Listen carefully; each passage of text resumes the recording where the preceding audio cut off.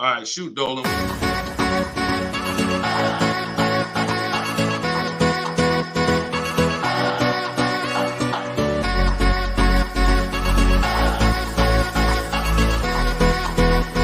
The worst possible thing you could say when you walk into a car dealership. I spent 5 years with Mercedes-Benz, 5 with General Motors, and the worst thing a person could say when they walk in is, if you could just get me to this payment, we got a deal. So your loan's probably still like 19, which means you got to pay to get out. You're upside down. It's called negative equity.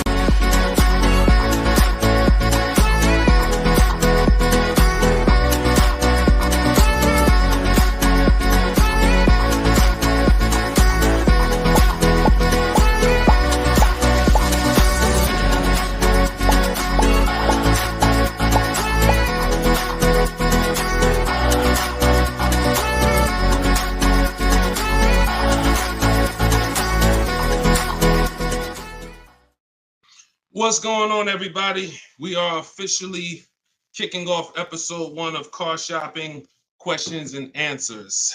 I am your host, Deshone the Auto Advisor. We're going to do this show for about an hour. I'm excited to get really down into the nitty-gritty of showing you how you can buy cars, lease cars, and get below market prices. And if you don't know me, I spent 14 years in the car business, 5 with Mercedes-Benz, 5 with General Motors. And now what we do is we devote our time and our energy into teaching you how to car shop with strategy, how to understand the things that you haven't been taught to understand. So we do rapid fire Q&A. And no matter where you're at, I want you to start typing your questions. We're live on 4 platforms right now. And this whole broadcast is going to be sponsored by my new book. It's a digital book. It's called Cars from Home: 7 Steps to Saving Time, Money, and Avoiding Dealerships. There's a link in every single post so you can get your copy at 75% off for the next 30 minutes. But while we're here, let's go deep. And everything I'm going to be teaching you is going to be out of my book. And all of your questions are going to be answered in one of our 7 steps. So start typing your questions. I got my man Dolan in the background. I see a lot of people on TikTok, but I don't see the questions coming in on TikTok yet. And TikTok, y'all usually are the ones that send the questions the fastest. So let's get these questions up. And so Dolan can start loading them onto the show and we can get down to business. So Dolan, kick us off when you're ready. 75%. Yes, 75% off is today, SS. That's from YouTube. Yes, you can get it for the next 30 minutes. It's normally $97. But it'll be in your inbox in about 5 minutes at 75% off. So let's go, Dolan. When you're ready, if we've got the first question, let's kick it off. Okay, this one's from YouTube. Hello. Thank you for all your advice. We're looking at the car on Copart, and it was a salvage title. What is your experience with these types of auctions? So I don't get into teaching about salvage titles. I'm going to tell you why. I consider that to be like foreclosures. I'm not telling you that there's anything wrong with these cars. What I am saying is they're like foreclosures in real estate, which means you should be learning from someone who actually lives that life every day, because there are many risks. When a normal person starts entering into a high risk market, the rewards could be high, but also the risks are high. So I would tell you to find someone who's buying salvage title, buying at auction, and learn from that person. Okay, go ahead, Dolan, shoot the next one up. Okay, this one's from Instagram. I got a lease with Nissan, not looking to go back to Nissan. Should I buy it out and then trade the vehicle in for what I want? This is a great question. First of all, can everybody hit the share button? And if you're on TikTok, can y'all just start tapping the screen and light this up? Because we want to set people free, and it takes all of us to do this. It takes the people who are committed to this mission. You want to save money. You also want your friends to save money. Tag somebody. They'll thank you. So this is a great question. The only time it makes sense financially to buy a lease is when you're keeping it another 8 years. I'm going to tell you why. I'm teaching something called the 8-year rule, because what you guys have to learn is the unseen expense. The unseen expense is depreciation. That's the expense you haven't been taught to see. You haven't been taught to focus on it. It's depreciation. That's the reason why when you buy a car today for $30,000, tomorrow, if you tried to sell it, it's not worth 30,000 anymore. It's worth 25. It's worth 24, whatever. That's depreciation. So when you keep your car long term, your car's value goes down like this. But when you keep it long term, the depreciation starts to level out. When you buy your lease, all you're doing is buying a pre-owned car. That's all you're doing. Yes, it's a lease that you had, but you have to start seeing it as it's just a used car. So you want to ask yourself, should I buy a used car and then turn around and sell it? That's what you're talking about. Now, Coach Mojo, we don't buy leases. What we do is we see if we can sell them for a profit. If you didn't know you could sell a lease, I want you to type a 1 in the chat. We're going to be peeling back a lot of things you're going to discover as you listen and you stay in this community. You can sell a lease. Most of you have heard of the term lease with the option to buy, but you're not familiar with lease with the option to sell. You have those rights no matter what. 9 times out of 10, we're going to exercise our option to sell. And how you sell, there's 3 ways to sell. There's 3 different types of what I call an equity assessment. This is step 2 in my book. You must do an equity assessment. If you have ever dropped your lease off to a dealership and you haven't done this, then you could have given them thousands of dollars without knowing. So what you're going to do is do an equity assessment by calling the bank, finding out how much you owe. You want to get your payoff. That's going to tell you, let's say it's $18,500. That's your customer payoff. Now what you want to do is you want to see who will pay you more than that, or at least that amount. And we don't go to dealerships for that. We go right online. This takes 20 minutes to do. We're going to go to CarMax.com, Driveway, Carvana, Kelly's Blue Book Instant Cash Offer, AutoNation, and Car Guru Sell My Car. This is going to get us 6 offers, cash offers.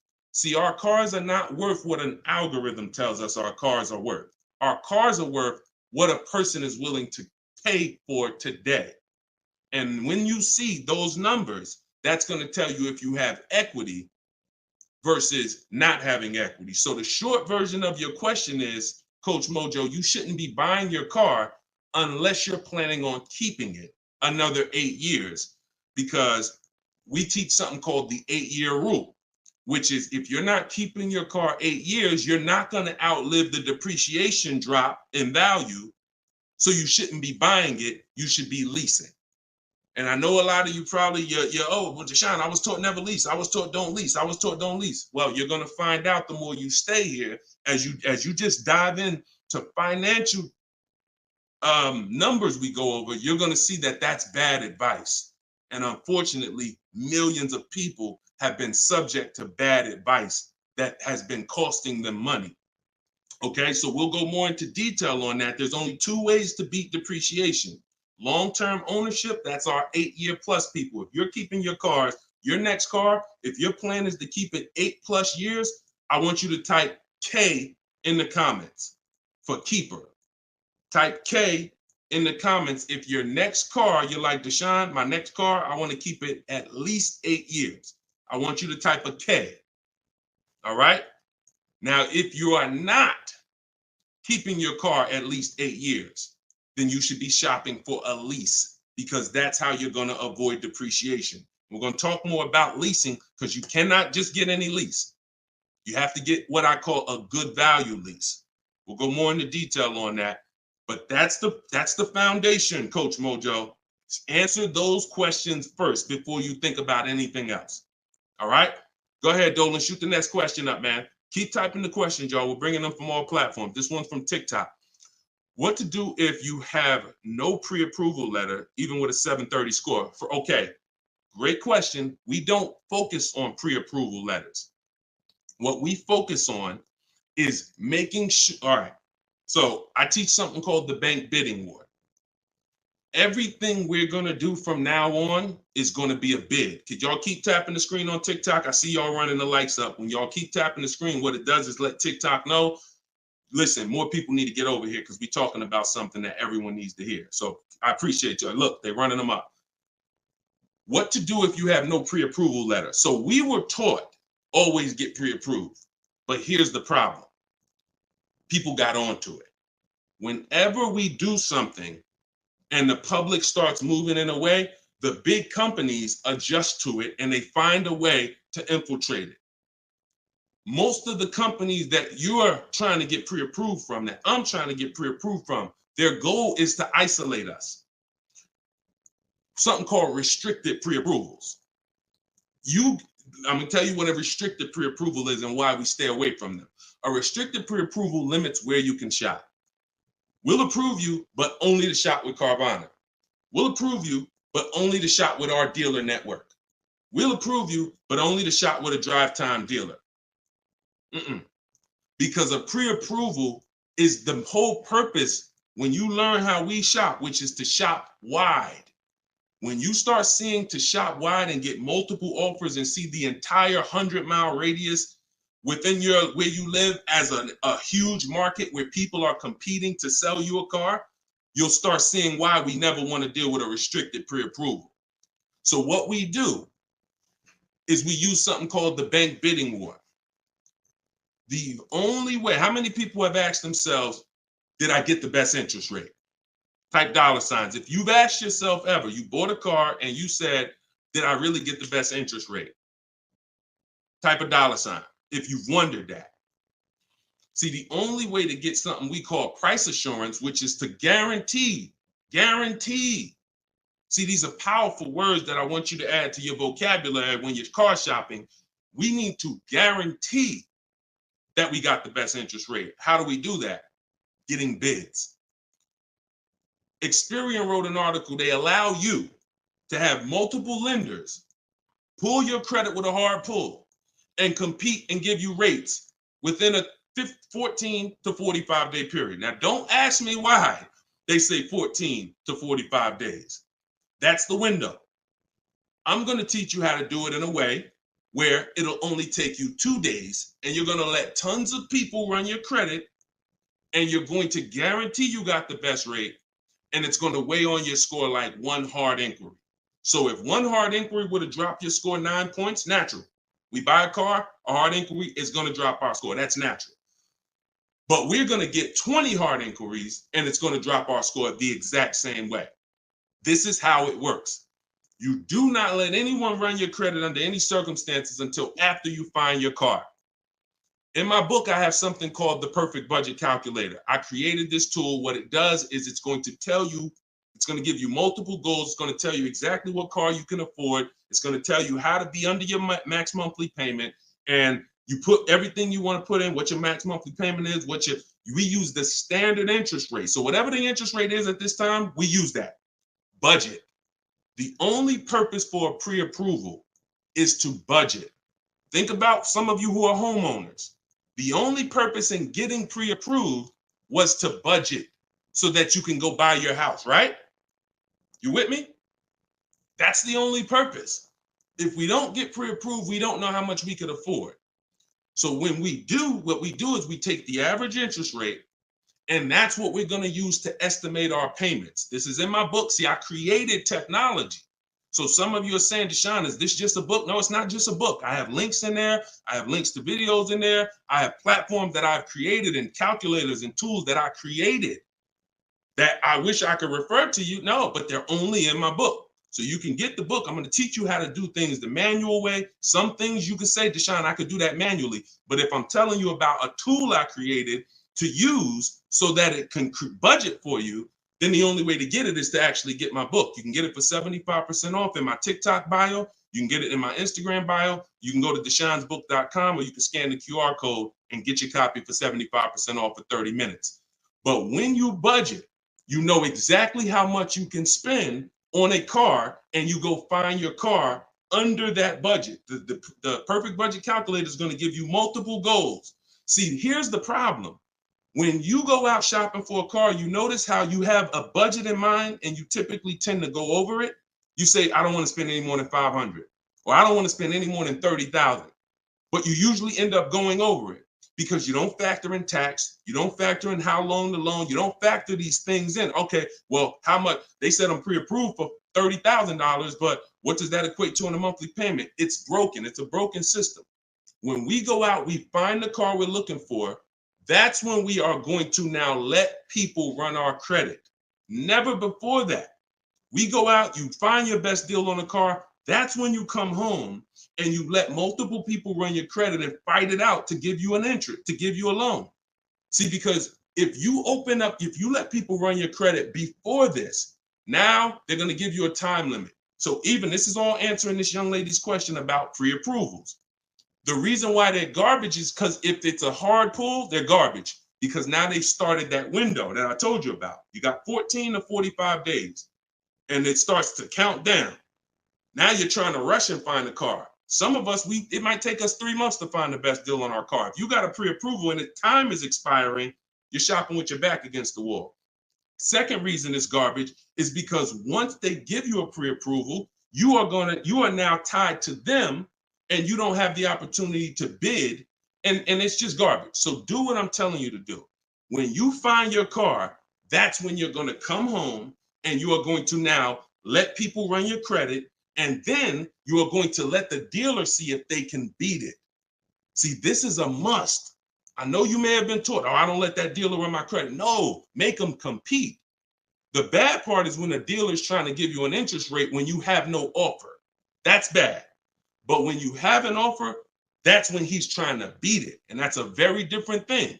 You tell him, hey, I got 7.2 from whatever bank. That's the best offer I got. Okay. Now that dealer goes to work with their 7 to 12 bank. Hey, listen, can we beat this? And when he calls you, he's going to tell you one or two things. Hey, good news. I was able to beat that interest rate. In which case, you what? Guarantee you got the lowest interest rate. Or he's going to say, listen, I tried my best. I talked to every bank I got. Nobody could beat that rate. In which case, what? You still what? Guarantee you got the best interest rate. So the only way we're going to be able to do that is with bids. We're going to stop negotiating. We're going to start making people bid. That's what we're all about here. Go ahead, Dolan. Shoot the next one up. I'm going to try to get through these. I'm going to try to give, see, I can't do short answers to some questions. Okay, hold on. Yeah, hold on. Link to 75% off is not working. Are y'all able to click it on TikTok? Let me know on TikTok if y'all are able to access the 75% off. Okay, this one's from YouTube. My credit score is between 500 and 600. Can I still get a nice car? Great question. You should be focused on getting a great car, and you should be, all right. My credit score is between 500 and 600. Can I still get a nice car? Under no circumstances do you ever want to compromise on the car. Follow me. You are going to focus on getting a great car, knowing I'm probably going to pay more in interest.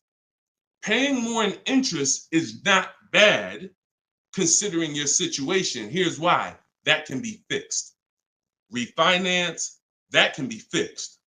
But if you get a bad car, that cannot be fixed. So we have resources. I use a company. I refer people to LendBuzz. LendBuzz will work with people who have challenged credit. But here's what you got to know. You can't let them dictate how you're going to shop. You must have your own shopping strategy. Now, there's two situations where if you have bad credit, how many years are you keeping the car? That's the question. If it's 8+ years, then no problem. I'm going to get the best car I can find. I'm going to pay a little bit more in interest, but as soon as my credit's good, I'm going to refinance that loan. Problem solved. Second person is Deshone. I'm not keeping my car 8 years, but I need a car now. Perfect. You should be trying to set yourself up for a lease in 2 years, in which case you want to get the least expensive car that you can get a loan on. $10,000, $12,000. You're going to use that perfect budget calculator, or you just want to say $10,000 to $12,000. You're going to try to find a car in that range. I'm going to tell you why. In 2 years, when you go to trade out of that car, if you go and buy yourself a $20,000, $30,000, $40,000 car, you're going to have a bunch of negative equity. And what that's going to do is that's going to stop you from getting a lease. This is what people do. Oh, Deshone, I couldn't qualify for a lease, so I'm gonna go out. I want to get that Dodge Charger with the big engine in it because I can't sacrifice for 2 years. I can't be out here looking like I don't have a nice car, problem. I can't help you. But if you're willing to say, because I'm gonna tell you why. I'm gonna tell you why. When you get that Dodge Charger, you usually forced your way into it, bought an older one, paying a high payment, high interest. So in 2 years, when you think you're gonna trade out of it and go lease, you're gonna have a hard time because the negative equity is gonna be so severe. And when you have that $600, $700, $800, $900 car payment, chances are you might miss one of them. This is a disaster because we can't sacrifice. So what I'm telling you to do is say, all right, if Deshaun's telling me that the best move financially is for me to be leasing because I'm not keeping my cars 8 years, I need to be getting great leases, but I can't qualify, then my mission is to qualify. That's my mission. So when I look at what that take, what did that take? That means I'm going to get a car now, and that's going to be my sacrifice car.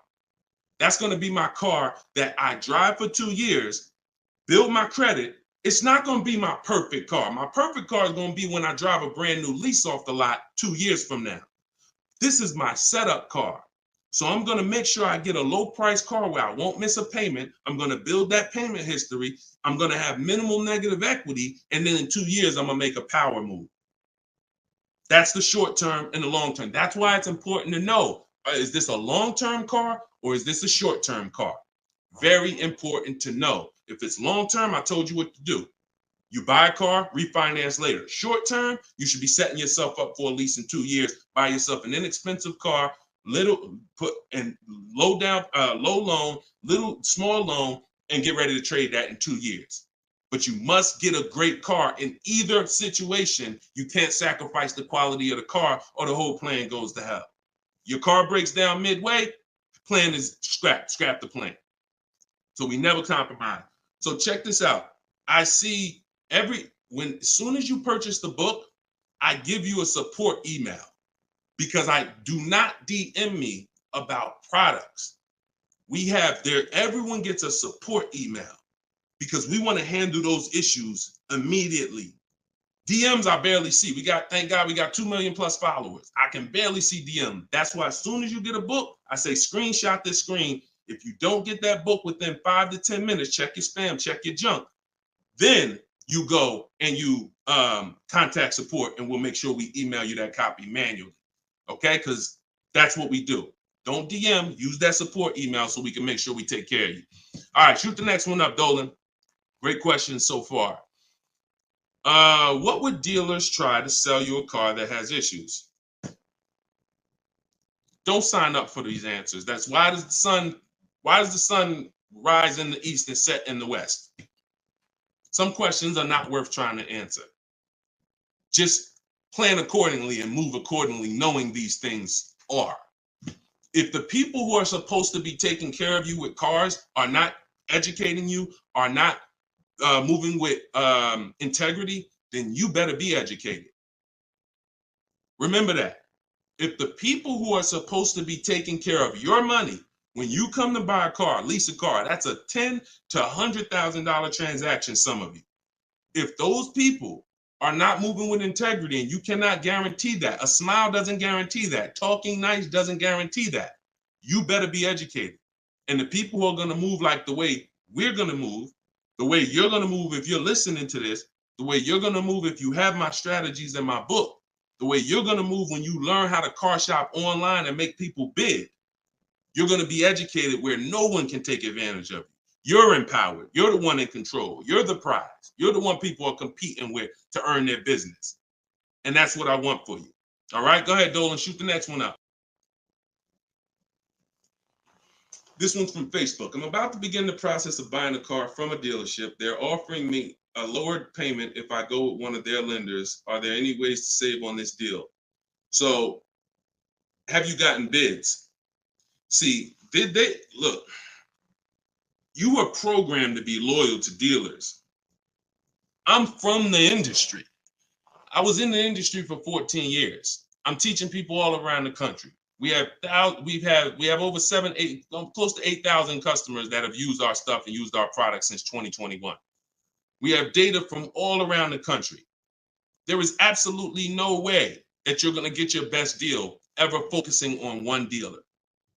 That would be like you going into a supermarket and say, hey, no matter what the price of this item is, I'm only buying it from this brand.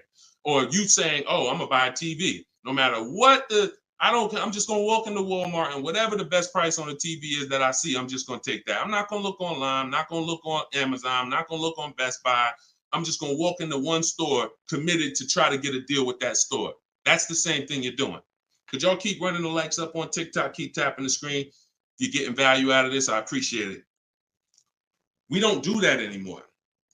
That is a recipe. And look, I'm going to tell you something, and I hope you don't take offense to it. Our grandparents shopped like that. In what way in 2024, 2025, almost 20 years, 30 years after the internet's being invented, you're still shopping like our grandparents shopped? Does that make sense? It makes sense when you're like, yeah, Deshone, that's what I'm doing. But it doesn't make sense in the grand scheme of why am I doing this? It's because that's what you were taught to do. That's why I represent unlearn, relearn. You can't win with what I teach unless you're willing to scrap all that bad knowledge. We don't buy from one dealer. 3 transactions that people have been, I'm gonna break this down real quick in literally a second so y'all understand. There's 3 transactions that you've been taught to give to car dealers. 3. Buying your car from them is one transaction. Who you get your loan from is another transaction. Who you sell your old car to is a 3rd transaction. And many of you have been taught to give the dealer all 3. Meanwhile, there are people who only want to give you a loan. They don't sell cars. They want to compete for your loan. There's other people who want to buy your old car. They don't sell cars. They want to buy your old car. Y'all get what I'm saying? Type a Y for yes, if you're understanding that you have to start breaking these transactions into their own transactions. You can't maximize and guarantee you're getting your best deal mixing 3 transactions or 2 transactions into one. You can't do it. We're breaking them up. And now once we break them up, how do we guarantee we get the best offer in each one? Bids. So you understand? So what we're doing is we need to see our old car, our old lease, our old car that we have that we're replacing. Who I'm going to sell that car to is one transaction. And whoever's going to win the bid gets the car. Who I'm going to get my loan from, that's another transaction. And whoever wins the bid gets my loan. Who I'm going to buy my car from, that's another transaction. And who's going to win the bid gets the car, gets to sell me the car. And we do this in 60 minutes. See, what you're going to see, watch this. Let me show you Frina. Frina just picked up her Jeep last week. Look at the deal she got. This is why you're never going to get these deals walking in the dealers. You're never going to be able to guarantee your best deal walking in the dealers. You're going to sit at home and be in control. Look at Frina's deal. She said, look, I'm a proud graduate. Cars from Home that's our video library. And, like I said, I coach people all around the country. She said, I picked up this baby yesterday. Look at the date. 2024 Jeep Grand Cherokee Anniversary Edition. Followed the program, used all the scripts. I have scripts in my book. I have scripts that we don't talk. Because if you have to talk, you run the risk of messing something up. No offense. I'd rather you type. If you'd rather type than talk, type a 1. So contacted the dealers, sealed the deal, $579 a month. Look at the MSRP on this car. She got a hybrid one, $65,000 vehicle, almost 66. Her best deal, who won the bid, was a 0.88% lease. That is unheard of in the world. See, I teach something called the 1.5% rule for knowing when you're paying too much for a lease. The 1% rule has been around since way before I even got in the car business. If you could lease a car for 1% of the MSRP, no money down, no money out of pocket, you stole the car. This is 0.88%. I owe it all to Deshone. Without this program, I wouldn't have had the tools to shop from home. Shopping from home the right way is how you're going to win. Some of you may have tried, Deshone. I tried. It seems hard. Yeah, because once the internet was invented, internet salespeople got invented. And internet salespeople are trained to make it hard they got to make money.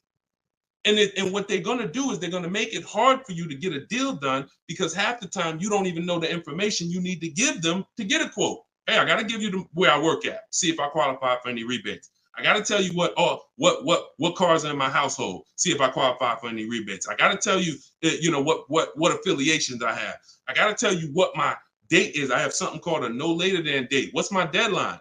Hey, I could buy a car, Deshone. I don't need a car for about 3 months. Should I start shopping now? Yes, you should. Because if you get in the market now and you can buy a car today, but you don't need it for 3 months, that's called leverage.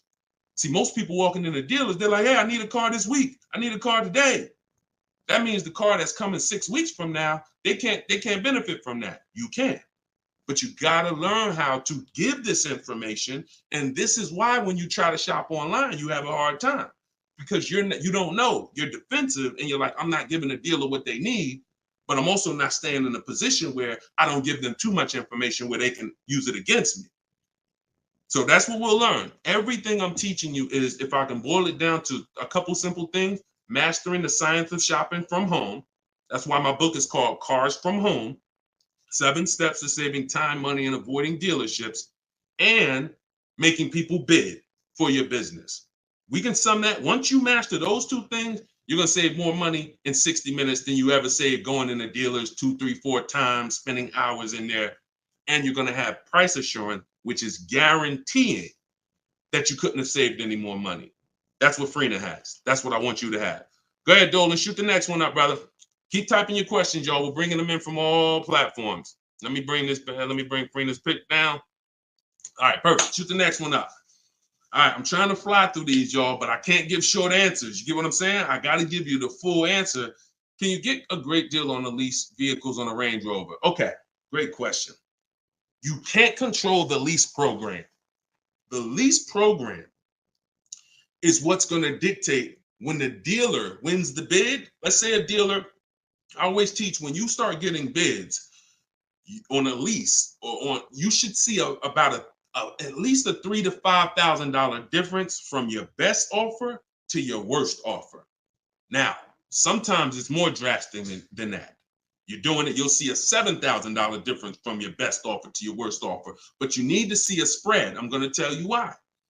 80% of dealers are overpriced. So when you start getting offers, if you don't get enough offers to where you see that spread, you haven't gotten enough offers. I teach you need to get at least 5. In my book, I have something called the 25 to 5 strategy. So once the whole purpose of a bid is to find the dealer that's willing to discount the car and sell the car lower than all their competitors. And if there's any rebates, to disclose them to you. That's only going to come through bids because you don't know who you're dealing with. An 80% dealer is not going to tell you all the rebates. An 80% dealer will tell you, okay, yeah, there's no rebates, but there actually is. 80% dealer is going to say, all right, yeah, there's $1,000 rebate. Hey, but there's actually $2,500. So you can't depend on an 80% dealer. You have to get multiple offers and reveal who the actual dealers are who is going to win the bid. Now, once that happens on a lease, the lease program is in the background. And if the lease program is trash, then you're going to be over 1.5%. And over 1.5% means the payment you're paying when it's more than 1.5% of the MSRP. That means you're paying too much for a car you're giving back. See, I was concerned to start making lease videos because I knew when people started finding out how good leasing was, they were going to just go into dealers and say, hey, work me up a lease. Problem with that is, if you don't know how to get a great lease, you're going to get a bad lease, sign up for it, and it's still going to be better than your history of purchasing. So you're going to think you won, but you left thousands of dollars on the table. So I don't want to teach you about going after leases until you learn how to get multiple offers so you can reveal the best deals. But what we do is we always with leases have 3 options because we can't control the lease program. And if we can't control the lease program, we need to have a bet. Because look, y'all, there's tons of companies out there that are offering bad leases and people are signing up for them. especially some luxury brands. Every car has a different lease program. Luxury brands will say, hey, we're going to put a bad lease out there because we know we can ego sell people, which means, hey, come on, Mr. Jones, come on. How long you been driving Range Rovers? Man, I've been driving them for 12 years. All right, well, come on. You really gonna leave Range Rover over a couple dollars? Yeah, but I mean, the lease seems kind of high. It seems like, I'd be better off buying the car. No. If you don't know that, they're going to ego sell you. So until people stop signing these bad leases, we are not going to get to the point where some of these banks say, all right, we got to stop with the bad lease deals. Now, conversely, opposite end, there's phenomenal lease deals out there. Like Yusuf Rina. I'll show you a couple more before we jump off the show. So it's harder to get a great lease deal because there's a lease program. It's easy to get a car if you're buying brand new through bids. Easy to save thousands of dollars. But we can't dictate the lease program. And we're not going to sign it. I will never say to you, sign a bad lease. Dealer will tell you, oh, look, I'm beating all my competition. Phil, man, look, I'm saving you like $6,000. Man, I wish I could lower the payment, but the lease program's not good. That's okay. That's why it only takes us 60 minutes to get these quotes. We don't want to spend hours to find out it's a bad lease program. We pick a car, we get our bids. Within 2 days, we're going to know if it's a bad lease program, in which case we move to our Plan B vehicle. Okay? So everything I'm teaching is out of my new book. It's called Cars from Home. It's a digital book. It's called Cars from Home, 7 Steps to Saving Time, Money, and Avoiding Dealerships. Your goal is to master the science of car shopping from home and to start making people bid for your business. All right, that's everything it's going to show you in 7 steps, and you can get it for 75% off in my TikTok bio, or you can get it in my Instagram bio, or you can get it in my you can go to deshonsbook.com or scan the QR code. Go ahead, Dolan, shoot the next one up. This one's from TikTok. How do I get out of negative equity? 3 options for negative equity. That's it. And after I tell you these 3 options, I need you to know the cause. The cause is super important because I can give you a Band-Aid, but if you don't know the cause, you're going to continue to be in trouble. 3 options. 2 lead to a new car. 1 doesn't. Negative equity is the bad credit to people with good credit, because if you have too much, it will stop you from getting your car. So your first option with negative equity is to pay it off. Here's what happens. You want to use that equity assessment process that I told you about a little while ago. You're going to call your bank, find out what you owe. After you find out what you owe, you're going to go to those websites I mentioned, CarMax, Driveway, Carvana, Kelly's Blue Book Instant Cash Offer, AutoNation, Car Guru, Sell My Car. That's going to give you 6 cash offers. These people are bidding on cars every day. They usually put their best offer out there. In 30 minutes, you'll have 6 offers. They pay more than dealers on average. In fact, 2 or 3 of those bids you're going to get are actually from dealers. So it's a nice mix of offers. 3 of them are from online car buyers, CarMax, Driveway, Carvana. 3 of them are from car dealers, local car dealers. So it's a nice mix, but they're bidding. That's going to lead to the least amount of negative equity because remember, when you get bids, you're getting the most value. You're getting the most savings. You're getting the most money when you are getting bids. So let's just say you pull your payoff and it's $16,000. Your highest bid is $14,000. That means you have a $2,000 negative equity gap. You are much better off coming up with the $2,000 and paying that car off and going into your next transaction clean. That is the best way to go. Because now, if you can't do that, I'm going to tell you why it's the best way when I tell you the second way to get out of negative equity. If you can't pay the difference, then that means you must bring that car. You can't do a separate transaction with that car because you need the dealer who you're going to buy the car from to wrap the negative equity into the new deal. They are still going to win the bid. You must, in all cases, only deal with dealers who won the bid. But once they win the bid to sell you the car, now when you come to them, You're gonna now bring your old car into it and see what it's worth to them.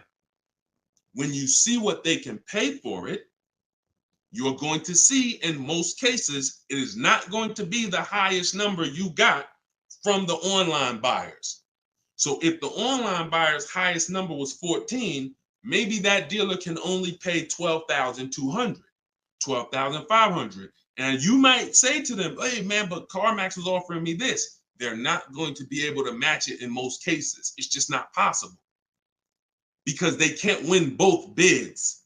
If you start buying cars for the most money, selling cars for the least money, it won't take you long to be out of business. That's probably what happened to Vroom. They were buying cars for the most money and then trying to sell them, and they weren't able to make the profit.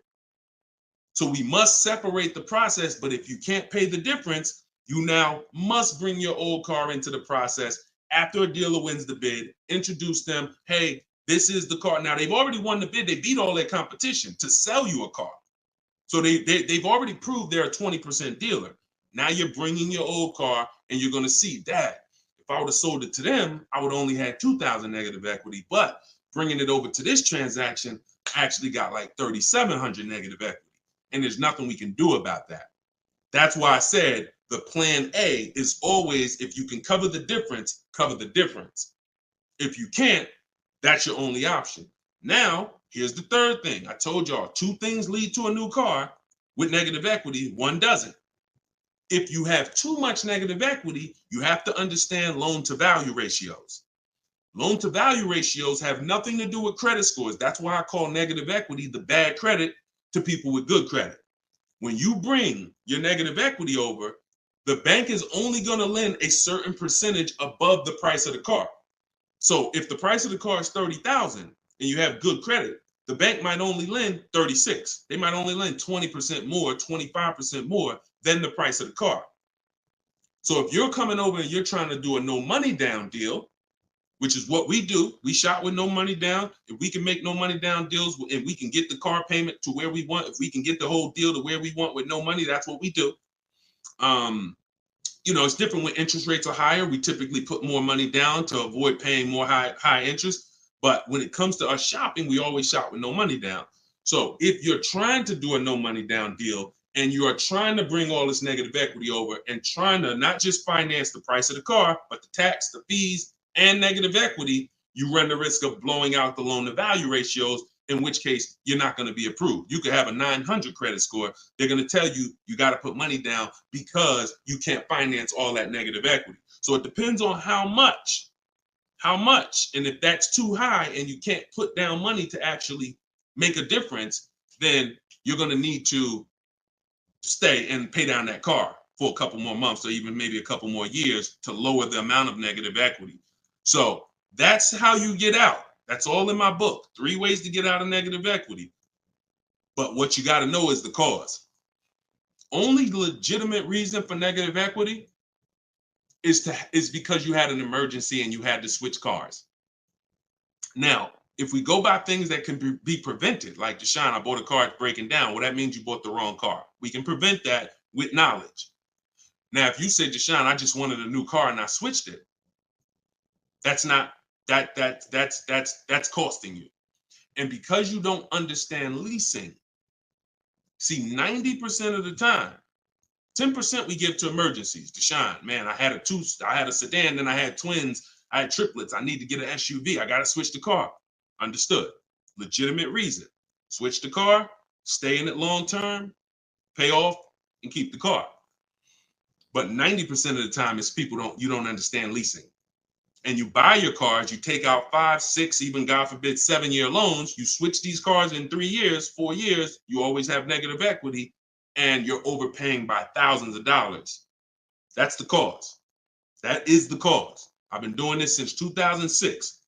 The reason for most people, most of your negative equity is because you haven't learned the lease yet and you're buying cars, but you're a short-term person. All right? And the more you stick around here, the more you'll understand why that's a mistake. If you get my book, you'll understand, oh, I've been doing this wrong. Now, I was taught this. I don't blame you. You were taught that. But when you learn, when you do better, when you know better, you do better. And that is my goal, is to make sure you know better. My pleasure, Reggie. Said thank you for everything. My pleasure. Absolutely. Everything I'm teaching y'all is out of my new digital book, Cars from Home.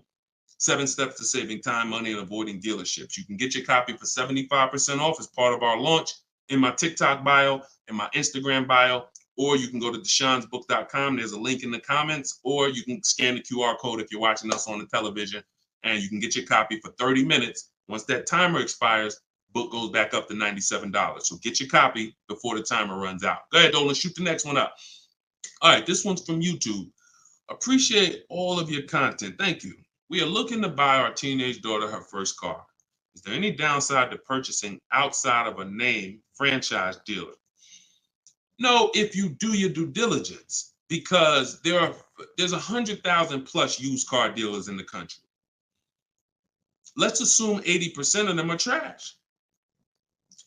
As long as you are sorting, when we shop for used cars, and you want to ask yourself the eight-year rule question. If you're not keeping this car, if you don't think your daughter's keeping this car 8 years, then you should be shopping for a lease for her. Now, if you say the only difference, there is one exception to the 8-year rule for those of you who are buying inexpensive used cars. $10,000 used cars, $7,000 used cars, that's different. That's different. I call these smart cars, not the little smart cars. It stands for saving money at the right time. So if you're buying these cars, my brother does this. He buys pre-owned cars. He gets them $10,000, $7,000, $5,000, and he drives them. He pays very little money. Sometimes he sells them and makes a little money. That's different. But the mainstream cars, if you're not keeping them 8 years, $15,000, $20,000 used cars that you're buying, you're going to see the 8-year rule is the gospel. You should be buying cars if you're keeping longer than 8 years. You should be shopping for aggressive leases if you're not keeping 8 years. So let's assume you're going to keep this car 8 years. When we are buying from used car dealers, y'all, we are absolutely shopping 100-mile radius, at least. That's usually where we start. And then we're going to search, and we're going to narrow down based on title history, based on service records, based on accident history. And then we need to verify that the price that they advertise online is legit, because there is something going on right now. It's been happening for a few years. They know you're looking for online prices. So what they do is they put a price online that they don't intend to honor. So the first thing, so we narrow it down based on those things. And when we get to this final step where we got our top 3, top 5 choices, we need to see who's going to do bogus fees, who's going to try to hit us with bogus fees, in which case we eliminate them. And then we narrow it down to the best one. And we need to pull the original. Listen, who's going to be buying a used car? I want you to type a U. If your next car you're keeping for more than 8 years is going to be a used car, type a U in the comment. In the comment section. Or if you purchased a used car in the past, type a U in the comment. Type a U in the comment. Okay, Snowman, I see you. Felicia, I see you. Miss Bambi, I see you. Reginald, I see you. Okay, so we got a lot of people. Okay, all right, we got a lot of people who are going to be buying a used car or have bought a used car in the past. What I just told y'all is how we're going to talk about how we're going to get a quality used car. Plus, I do something, step 4 in my process is we have to do a longevity check. Some of these cars have data that shows they don't last more than 80,000 miles before the transmission goes out. If you don't know that, then there's nothing you can do but be surprised when the transmission goes out at 78,000 miles. So we always want to do a longevity check on Google. We search these things. But the other way, what I just told y'all is how we make sure we're getting a quality car. Accident, title history, service records, accident history. But when it comes to now the value, Deshone, how do I make sure I'm actually getting a great price? How do I make sure that the car I'm buying is the best price in the market? We need to know the original price of the car. We need to know what the car was brand new. Because what you've been taught is to focus on what the website tells you. Is this a good deal? Great deal, below market. Because websites, their job is to be accountable to the people paying them. And if they were telling you that this car that you're looking at for $30,000 was originally $38,000, and it's actually only being discounted $8,000 from when it was brand new. If they were telling you that, then no one would be buying those cars, in which case no one would be paying them to list their cars on those websites. So they're not accountable to you or me. They're accountable to who pays them.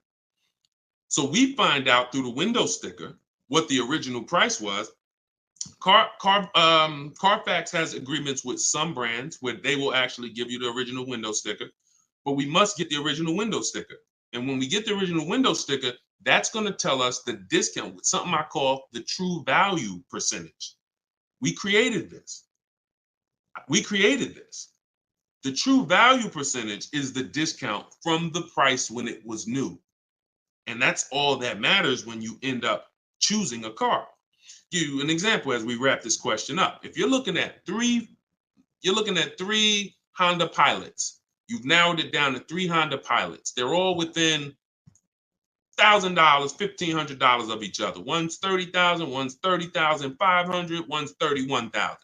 Similar mileage, similar title history, similar everything. We get stuck right there. We don't get stuck when we get the original window sticker and we see that one of those Honda Pilots brand new was $45,000. One of them brand new was $49,000. One of them brand new was $53,000. You see how immediately access to that information separated the value? They all look similar. Type dollar signs if you got that revelation. If you understand that just that bit of information. I'm looking at 3 cars, they all look similar. Dag, they all look good, similar mileage, similar price on these websites. Which one do I pick? Man, I'm stuck. Knowing the original price, one's 46, one's 49, one's 53. The one that's 53 immediately becomes way more valuable than the other 2. That's what we're talking about. See, it's my job and my mission is to show you how to car shop online, show you how to master the science of car shopping online, show you how to make people bid for your business, and to show you where the hidden money is that you have not been trained to see. Everything I'm teaching is in my book. I don't hold back on these lives. You guys can tell. But if you're like Deshone, I want all this information in one place. I want to be able to use this as my car shopping Bible for the rest of my life. Digital book, Cars from Home, 7 Steps to Saving Time, Money, and Avoiding Dealership is in avoiding dealerships in my TikTok bio, in my Instagram bio, and it's 75% off as part of our launch. Get your copy, use it, and win. All right, let's go, Dolan. Shoot the next one in. Great questions today. Let's go. Keep typing them, y'all. We're going to try to get through as many as possible. How many miles can you drive a leased vehicle? Great question. Many of you were taught that you have to take what they give you. Or some of you were taught they only do 10,000 miles a year on a lease. All of that was bad information. You pick the mileage on your lease, and there are leases that go up to 30,000 miles. Now, some of you might say, well, who drives 30,000 miles a year? Who drives 25,000 miles a year? If you drive 25 or 30,000 miles a year, type HM in the comments for high mileage. So when you think about that depreciation curve that I told you about, your car's value normally, if you're a normal driver, your car's value goes down like this. If you're a high mileage driver, your car's value goes down like this. And so the mission is always to avoid the unseen. This is the unseen expense. I want you to always keep this in mind, because as long as you keep this in mind, buying versus leasing is going to be paramount to you, because you want to avoid this. If you're buying cars 2, 3, 4, 5 years, switching them out, you're switching them out when they're losing the most value. But long term, the value cools off, the depreciation levels out. You don't lose as much value over the years. Some of you have cars that's been outside for 8, 9, 10 years. That car is going to be worth about the same amount it's worth today, a year from now. You've won. That's the goal, to get to that level. If you're buying, if you're like Deshone, I'm not keeping a car 8, 9, 10 years. I'm not going to ever reach that level. Then you should be shopping for leases to avoid the depreciation hit. So when it comes back to 83rd degrees question, you can tailor a lease up to 30,000 miles a year if you want. And here's where I learned this. I was a manager at Hyundai for 6 weeks. Guy came in. He was returning his lease on a Hyundai Sonata. I was doing the lease return for him. And I said, hey, you leased this? He said, yeah, I always lease. I'm in sales. I'm on the road. every day. I used to buy my cars, and I would have a bunch of negative equity all the time. I was just losing thousands of dollars every time I went to replace the car. It wasn't worth what I owed on it, and I just kept rolling it over. I stopped doing that when I found out about leasing. Now, same time he's telling me this, I know that I've also sat with people who came in with high mileage with 10, 15 grand of negative equity. So what he's telling me, I've experienced, and I'm trying to help these people and dig them out of this hole and help them get another car, but they have a ridiculous amount of baggage from the old car. So he told me that, and I saw his payment, and I said, man, this payment is only like $175 a month more than a really good deal on a regular lease. And so from then I understood. I'm going to teach people that you need to understand, if you get a great lease deal and then you bump the mileage up from 12,000 to 22,000 or whatever you need, you're going to pay thousands less than if you bought the car and just took that depreciation hit. You bring that car back with 75,000 miles in 3 years, the car is worthless, but you still owe $17,000 on it. That's the difference. So leasing mileage, you pick it, and you can customize it up to any amount. But we always shop for 12,000 miles a year. Always. We don't shop for high mileage leases. When we get our quotes, if you're using what's in my book, the 25 to 5 strategy, we get our quotes with 12,000 miles a year. And once somebody wins the bid, then we convert the bid. We tell the winning dealer, hey, could you show me what the payment's going to be with 18,000 miles a year? And then we customize the lease. If we're going to do any down payment, we always customize after we've identified the winning dealer. Great question. Great question. Go ahead, Dolan. Shoot the next one out. Great questions today. All right, keep typing them, y'all. What advice would you give a first-time buyer who doesn't want a car note? Then go save up your cash and go get the best car you could afford. But why is it we always, Whitney, just send an email to support. If you're having trouble getting your book, just send an email to support. We'll send you a copy manually. Oftentimes it's a little one letter is different in the email. So that's why as soon as you purchase, I always give you that support email so that we can make sure you get your book. Okay? But what advice would you give to a first-time buyer who doesn't want a car note? Save up your money, get the best car you can afford. But here's what I want to ask you. Why is it that the only time we want to avoid a monthly payment is with a car? We don't say to the electric company, I don't want a monthly payment. We don't say to the water company, most of us who are buying a house, we have a mortgage. Most of us who are renting, we pay rent every month. Why is it that the only thing that we say we don't want a monthly payment on is a car? Why? Now, I'm not telling you paying cash for cars is bad, but I'm telling you that if you're dealing with a mindset that is, I'm going to pay cash and save up and get a car that is less than a quality car because I don't want a monthly payment. So I'm going to get a car, save up, scrape together some cash and get a car that is less than I could actually get if I used a little leverage, little loan. See, there's something called over leveraging. I'm going to take a 7-8 year loan to afford a car. That's called over leverage. That means you're trying to get a car that you truly can't afford, but you're going to use the bank's money to actually do it. That's over leverage. That's like going in and saying, hey, I'm going to get a 50-year mortgage because I don't want to buy a $300,000 house, $400,000 house. I want to buy a $600,000 house. So I'm going to get a 50-year mortgage so that I could afford the monthly payment. When you do this, there's, again, cash buyers. Nothing wrong with that. But I'm concerned with the mindset, the reasons why. Because the reasons why it makes sense to pay cash is to avoid the interest if interest rates are high. 7, 8, 9%, you want to pay cash? Great. But there are people who come into the dealer. I was blessed to work in some very affluent towns, white collar and blue collar towns. So I had people making 30, 40,000 a year. I had people making 30, 40,000 a month. And what was interesting to me is those who were able to afford paying cash for the car could write a check, because when I would ask them, how are you going to pay for the car? They would ask me, well, what are the rates?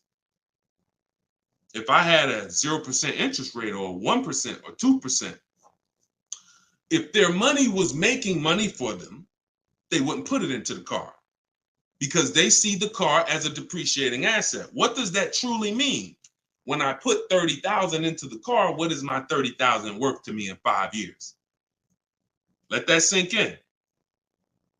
Anybody who's paying cash for a car, if you're bringing money out of stocks where you're getting 8%, 7%, 10%, bringing it out of real estate where you're getting 10%, 12%, 15%, when you put that $30,000 in a car, what's that car worth in 5 years, y'all? What is a $30,000 car worth in 5 years? Average miles, 60,000 miles driven on it, 30,000. What is it worth in 5 years? Throw some numbers out there. Throw some numbers out there. Let's see. See what we come up with. My guess is 30,000. Knew that car in 5 years is probably worth like 14. Okay, Pink Butterfly said 13. 19 is too generous, I think. 17, 12. See, some people may be confused about this seller's market we had for 3 years because you might have just sold the car in 3 years and made some money over the last 3 years. That market's gone. So you might have really said, Deshone, I bought a car for 30 and I sold it in 3 years. I sold it in 2022 and I got 23 for it. Well, that's never going to happen again unless we have another, worldwide inventory shortage, in which case resale values go up. Normal market, yep, 12, 13, 14, 15 generously. So a person who's looking at their cash and what their cash is doing for them, they look at that. I put that money in my car, 30,000. That money could have been in the market, and that 30,000 in 5 years could have earned me another $6,000 of interest, $7,000. In which case I'm up. But at that 30,000 in the car is worth now 15 or 14. So these are the things. I don't teach one size fits all. I teach custom. I teach it depends on what you're doing with your money. If your money's invested and interest rates are low, then leverage a little bit. If your money's not invested and you're like, Deshone, I got my money in the mattress, I got my money in the bank, I'm not really doing anything with it. All right, pay cash, keep things low. Keep things low. If interest rates are high, pay all the cash, higher down payments, get the loans out of here faster. That's why, see, one size fits all car buying advice, I hate. That's what has failed you. This one size fits all formula. Everyone should do this. Everyone should pay cash. Everyone should get a used car. That one size fits all, no one should lease. One size fits all formula fails every time because it doesn't take into account real finance. All right, go ahead. Great question. Go ahead, Dolan. See, and I'll answer the question and then go into a little spin-off answer. All right, this one's from Instagram. If I want to keep my car for 8 years, should I finance the car? Absolutely. The goal is to get the best car and the best value. So if you can't pay cash and you say, I want to get a better car, what I teach is when you start budgeting, you are going to now see, can I get a new car or is my budget for a used car? The goal is to get everything you need. And really, if you could get everything you want, even better. What's the difference, Deshone? Well, needs is I gotta have 3 rows because I got 4 kids. Needs is I need a car that has enough power to get me on the highway because I'm on the highway a lot and I can't have an underpowered car. That's a need. A want is I want the leather, I want the big sunroof.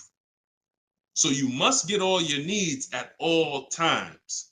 You cannot sacrifice needs. I want y'all to put these 2 things into very important buckets, needs and wants. Needs and wants is the goal.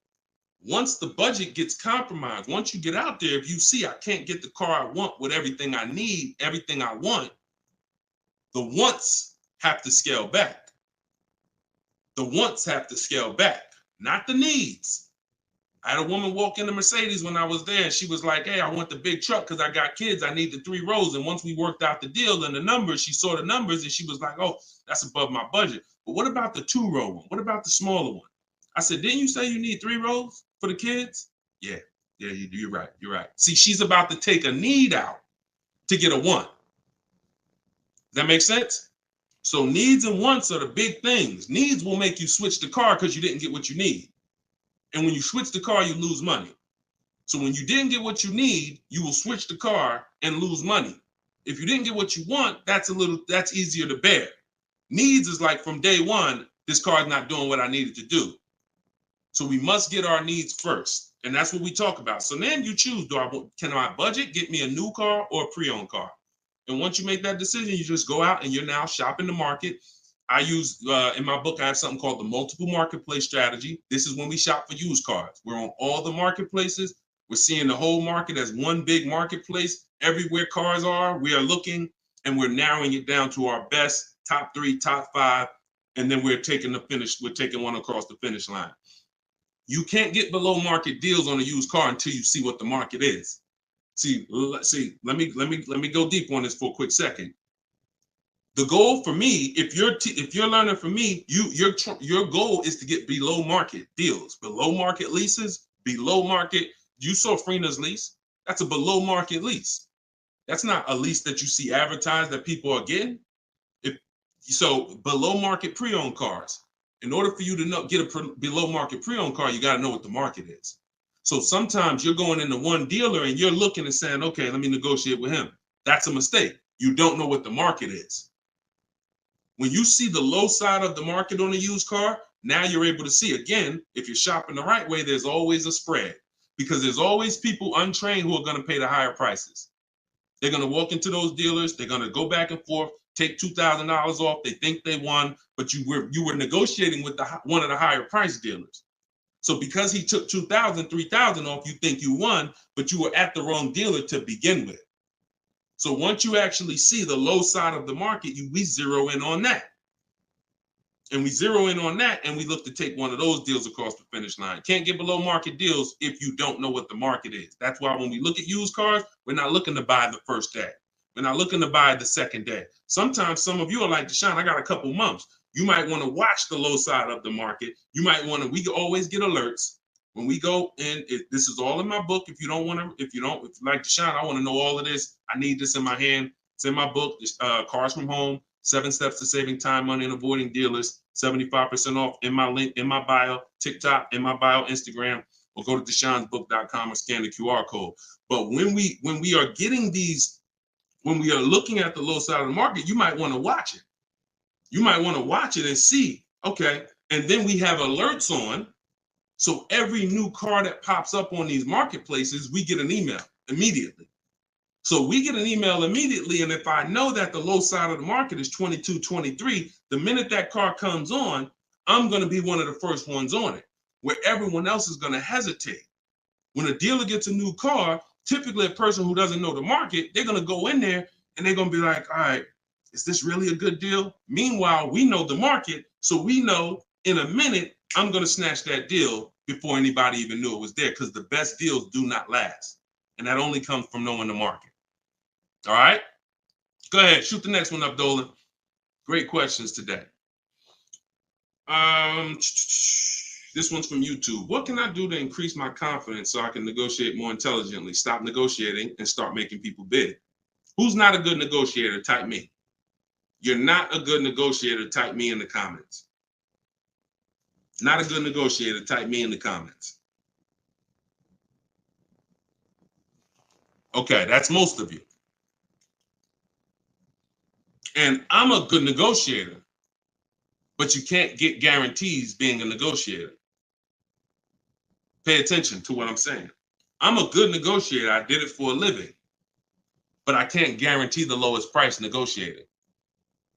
The lowest price the guarantee of the lowest price. I could be a good negotiator. Negotiator is always going to leave wondering, if you go back and forth with somebody, back and forth, back and forth, back and forth, you always leave wondering, could I have gotten a little more?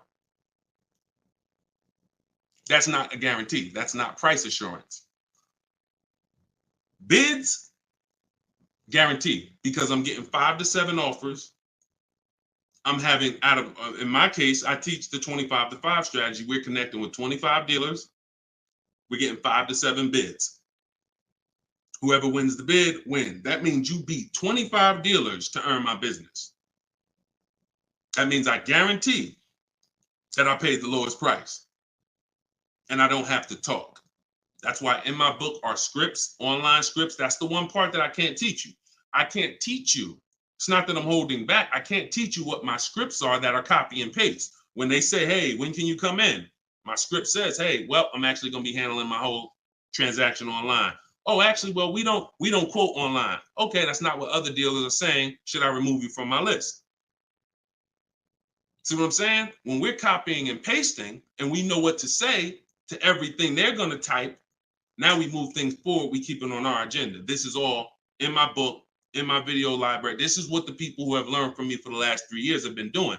That's why you see people like Frina. That's why you see people like Pierre, got himself. He came in, got a 22 CX5. Very big thanks to Deshone the Auto Advisor, educating and empowering me to control the entire purchasing process. The perfect budget calculator really helped me figure out what I could realistically afford. With the true value percentage, we talked about that earlier in the show. Everyone purchasing a used car, true value percentage is what we use to make sure we win, price-wise. I spotted the best deal, 6 similar listings, saved over 20% off the original MSRP. I also shop for my own financing. See how we break these transactions down? You see how he's breaking the transactions down?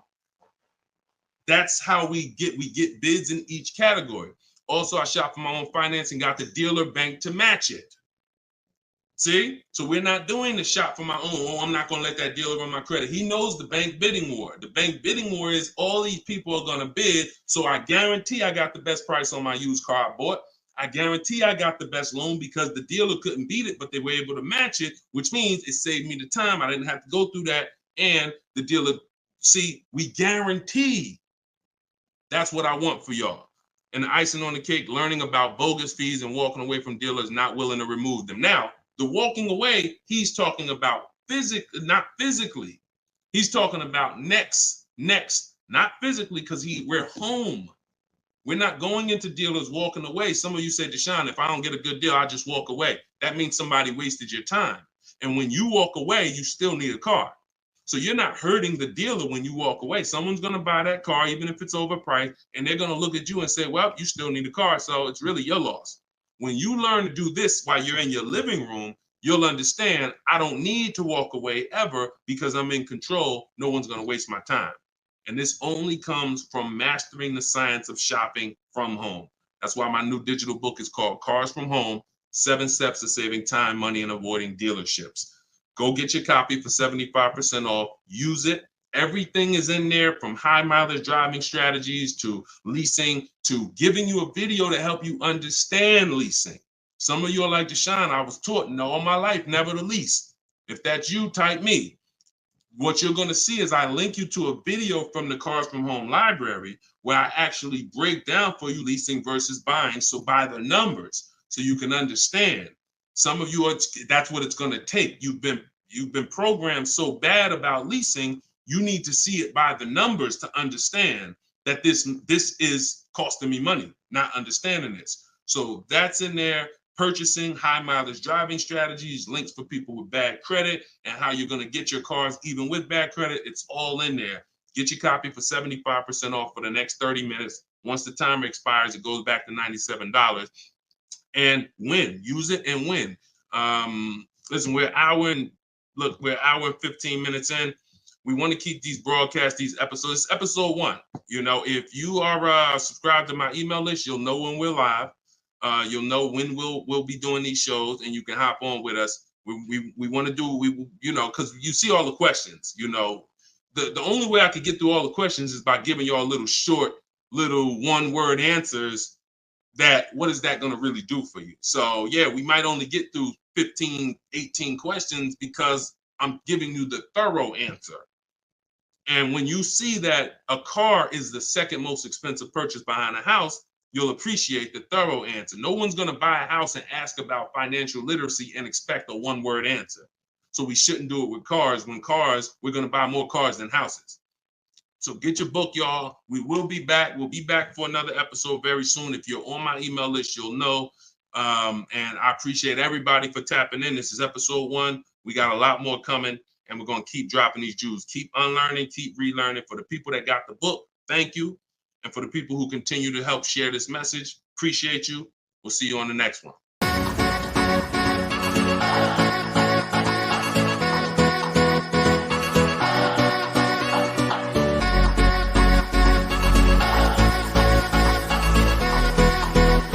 The worst possible thing you could say when you walk into a car dealership. I spent 5 years with Mercedes-Benz, 5 with General Motors, and the worst thing a person could say when they walk in is, if you could just get me to this payment, we got a deal. So your loan's probably still like 19, which means you got to pay to get out. You're upside down. It's called negative equity.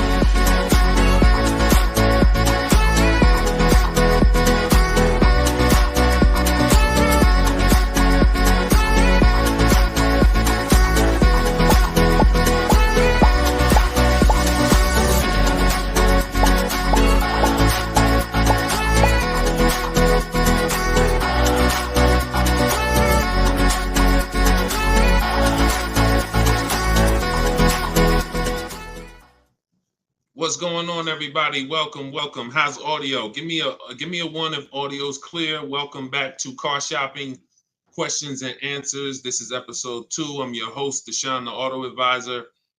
We do these live shows to make sure you know the secrets, the science of car shopping online the right way, and know where the hidden money is. I spent 14 years in the car business with Mercedes, General Motors, and 4 years running my own brokerage, and now the mission is to make you smarter, make you better, help you pay less than everyone else for cars in less time shopping from home.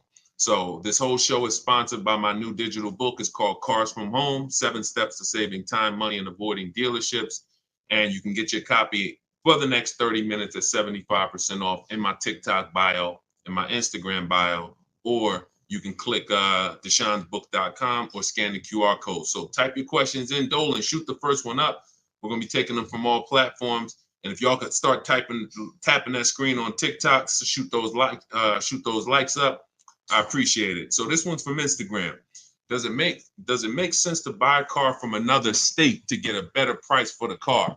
Great question. When you start shopping and getting multiple offers, you're going to see most of your best deals are going to come from dealers far away. Not always.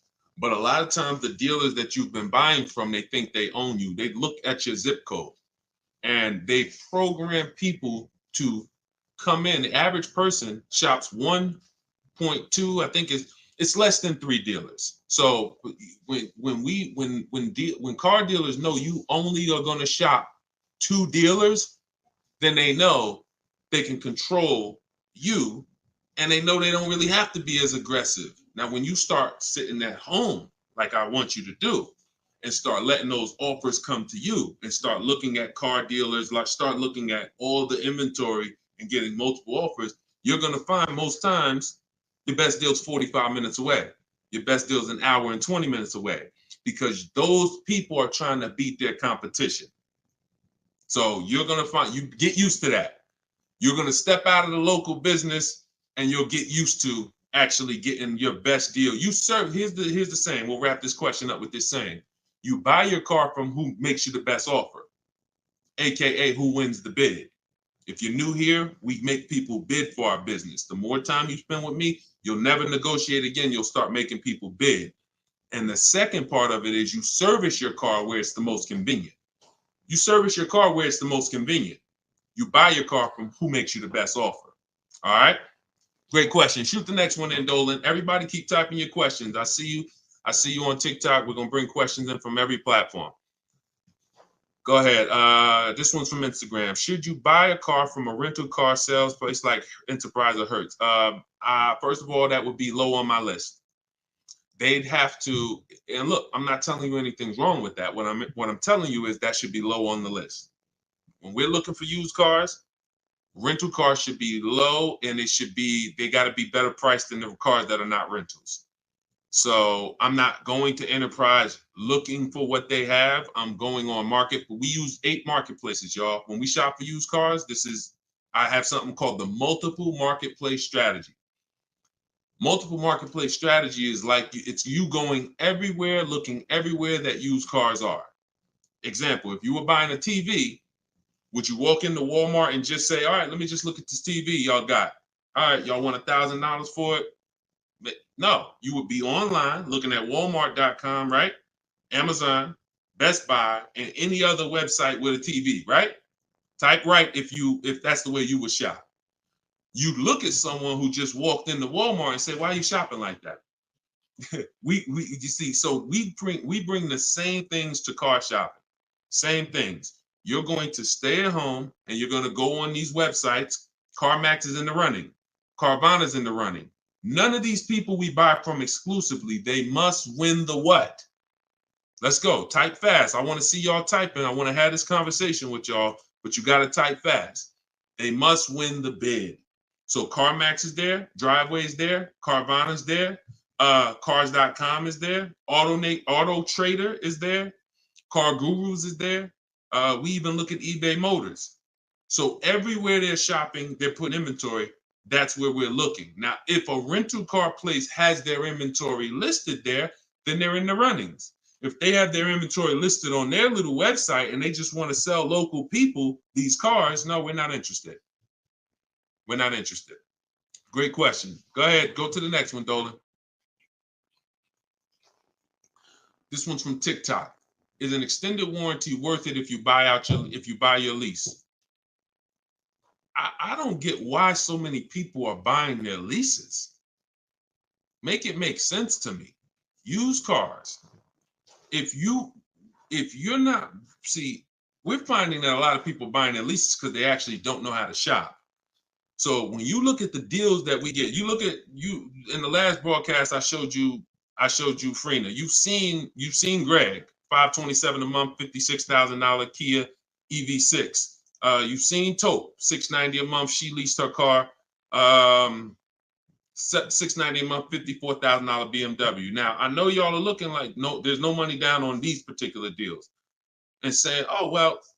If everybody's putting, if these don't look like the deals I see on the commercial, that's because they're not. You're not going to get great deals looking at commercials. Ignore commercials. But we found that people are buying their leases because they don't know how to shop. And that's not a reason to buy your lease. Because what you're doing when you buy your lease is you're buying a used car. Now, let's just say you're buying this car and you're keeping it. Because sometimes you say you want to keep the car. 8 years, I have something called the 8-year rule. We do not buy a car unless we're keeping it for 8 years. Why? What's the reason? Because the depreciation is going to ruin you. So when you look at somebody like Tope's paying $690 for a $54,000 car. Every $5,000 a month, every $5,000 that you borrow on a loan is about $100 a month. Depends on the interest rate. For a 5-year loan. 5-year loan. That car would cost somebody about $1,100 a month. She's paying $690. See what I'm saying? So when you look at the fact that that's probably what a used BMW payment would cost her, but she's driving a new one for that. So if we're not keeping our cars 8 years, this should be your mission. Shopping for a deal like this, not buying a used car that you've already been leasing for 3 years, and now you're about to put a loan on it for 5 or 6 years for the balance. Does that make sense? We are not tying up our time in cars. It's only two purposes. I'm going to get a great lease deal, or I'm going to buy a car I'm going to keep for 8, 9, 10, 12 years. That's it. I want to get you from being stuck in the middle. Go ahead, Dolan. Shoot the next one up. People stuck in the middle lose money. Long-term buyers don't lose money. Great lease deals don't lose money. It's those people, if you're stuck in the middle, you're the one losing the most money, and we got to get you from being stuck. Go ahead, Dolan. Shoot the next one and keep typing your questions, y'all. All right. This one's from Instagram. We purchased a car just under a year ago. Would like to release it and get something more suitable. Okay. Watch this. When you purchase a car, see, I'm always going to remind you of the unseen expense. When you see this, y'all know, if you've been on the show, this is your first time on the show with me, type a 1 in the comment. Because I got to see if I'm refreshing people or if I'm actually teaching. First time. I don't want to say, if you're familiar with this, then you know this, when everybody on here, or most of you on here, are brand new. Okay, Susan, I see you. Justin, I see you. First time people, first time. Jay Malav, I see you. Okay, Sean, Go Entertainment, I see you. William, I see you. Christy, I see you.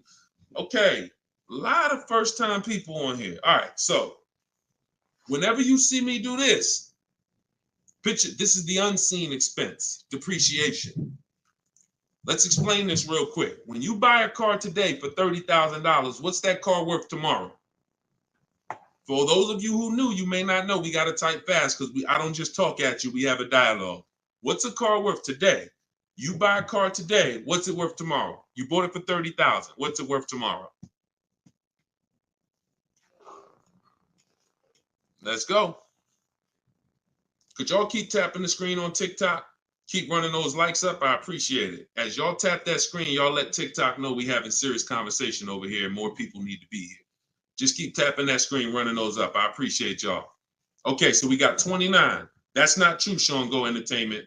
But I want to let you know, you may have said that, but when you see the other answers, you'll understand. You buy a car today for 30, it is not worth 29 tomorrow.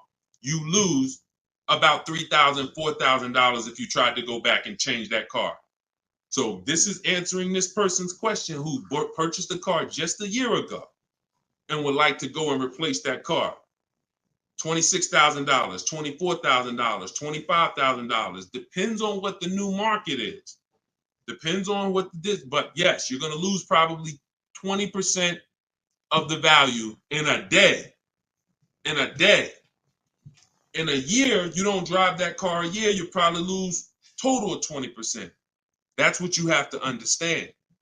You got to understand this car's value. I don't care what your payment is. Payment doesn't change the value of the asset. See, you've been taught, look at the payment. Get me out of this car, get me into this payment. That's why in the intro, some of you saw that video, the worst thing you could do in a car dealership. That video is really what introduced me to the world and letting people know payments can be manipulated, and we don't focus on payments. We want to focus on the asset, the value of the asset. So if you're buying a car, it's going down in value like this, whether you drive it or not.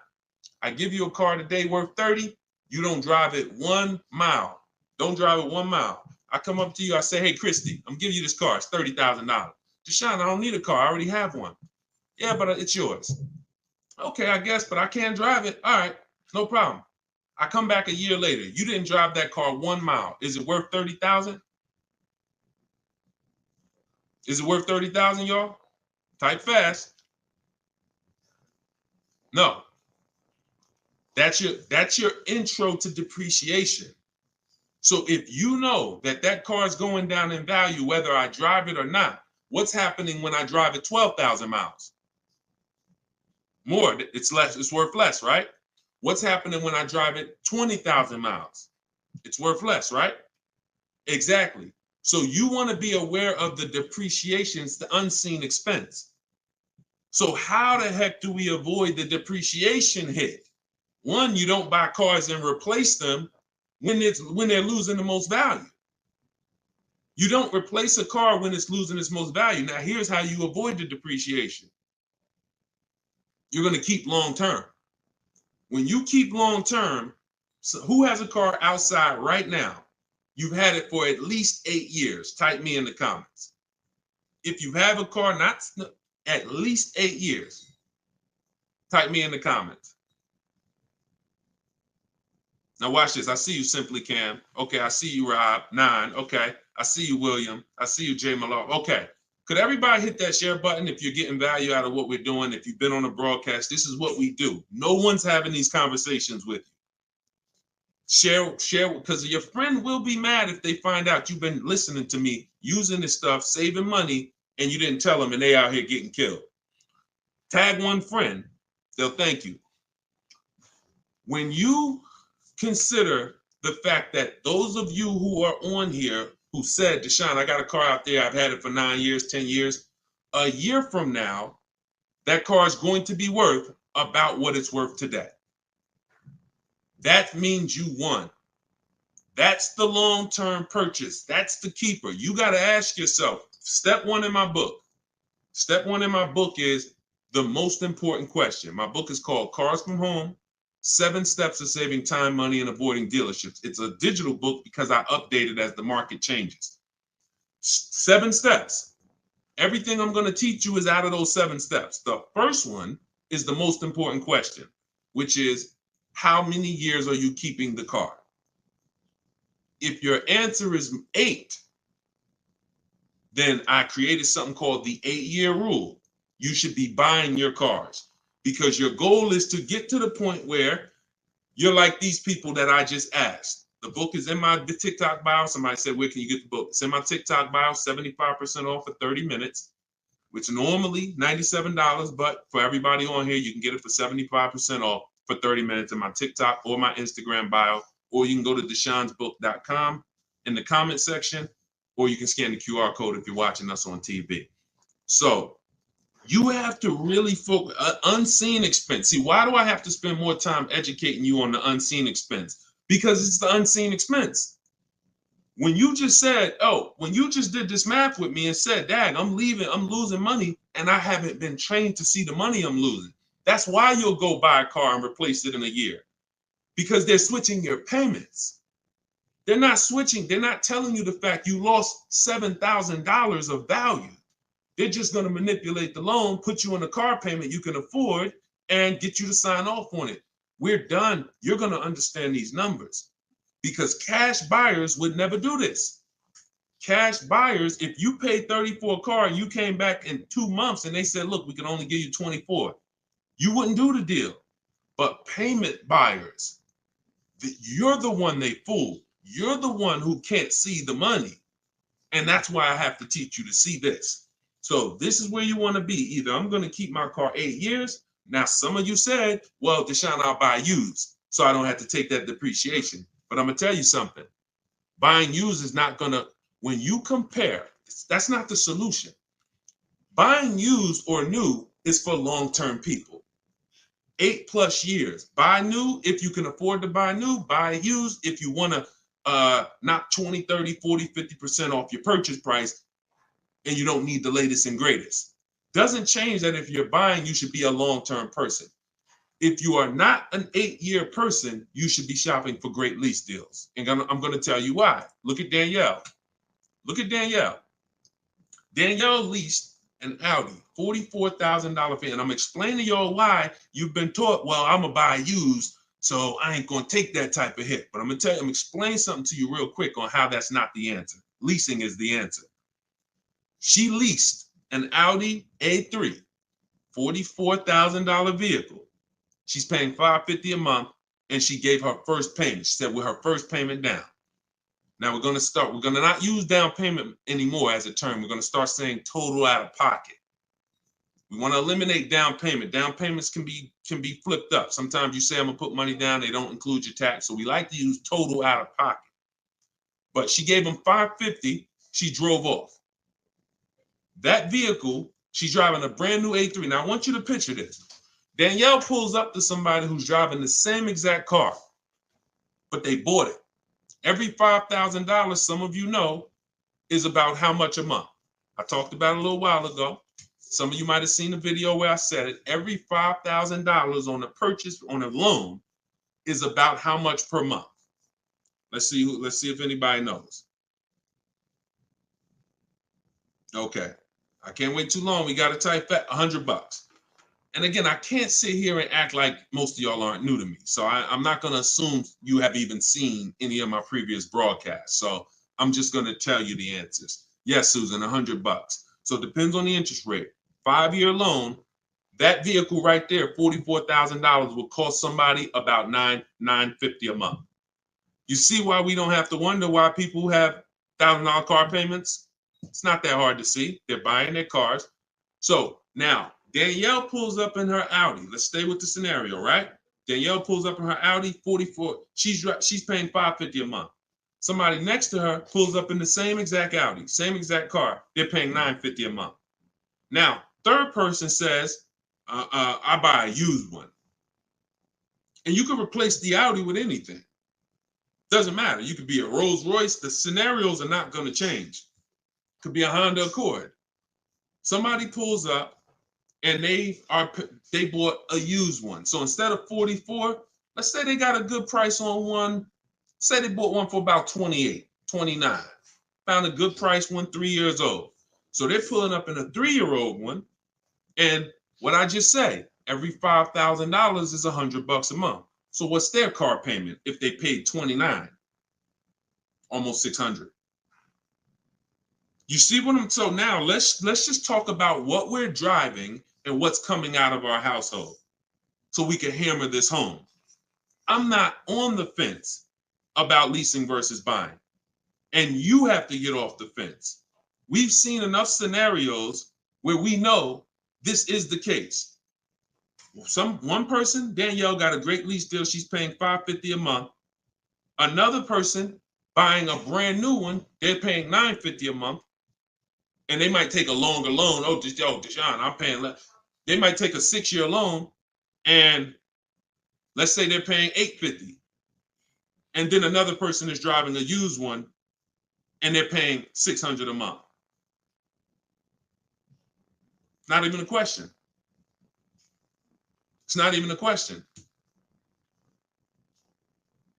Do y'all see what I'm talking about? 3 people driving the same car. Look at the differences. So depreciation and resale value is what you need to be aware of. These people think they win. That might have been you, Deshone. I'm the type, I bought my used cars and I keep switching them. Now, those 2 people who bought them, if they were keeping them 9, 10 years, that's a different story. It always goes back to the 8-year rule.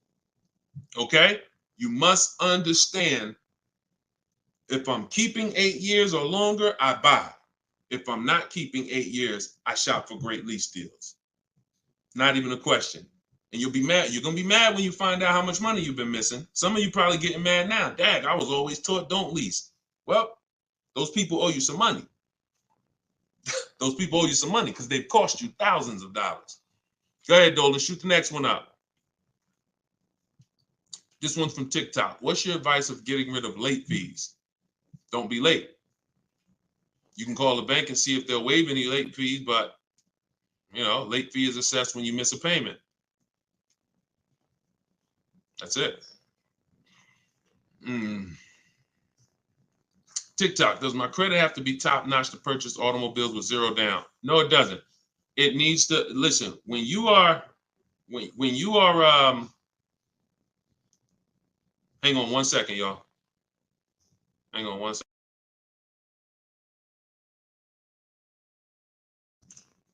When you are buying vehicles with no money down, it's not a favor. It's not a favor. There's only 2 people who can't get vehicles with no money down. And that's people who are trying to borrow too much money, usually have negative equity that they're trying to roll over, and people who have, your credit is too bad and you can't get financing.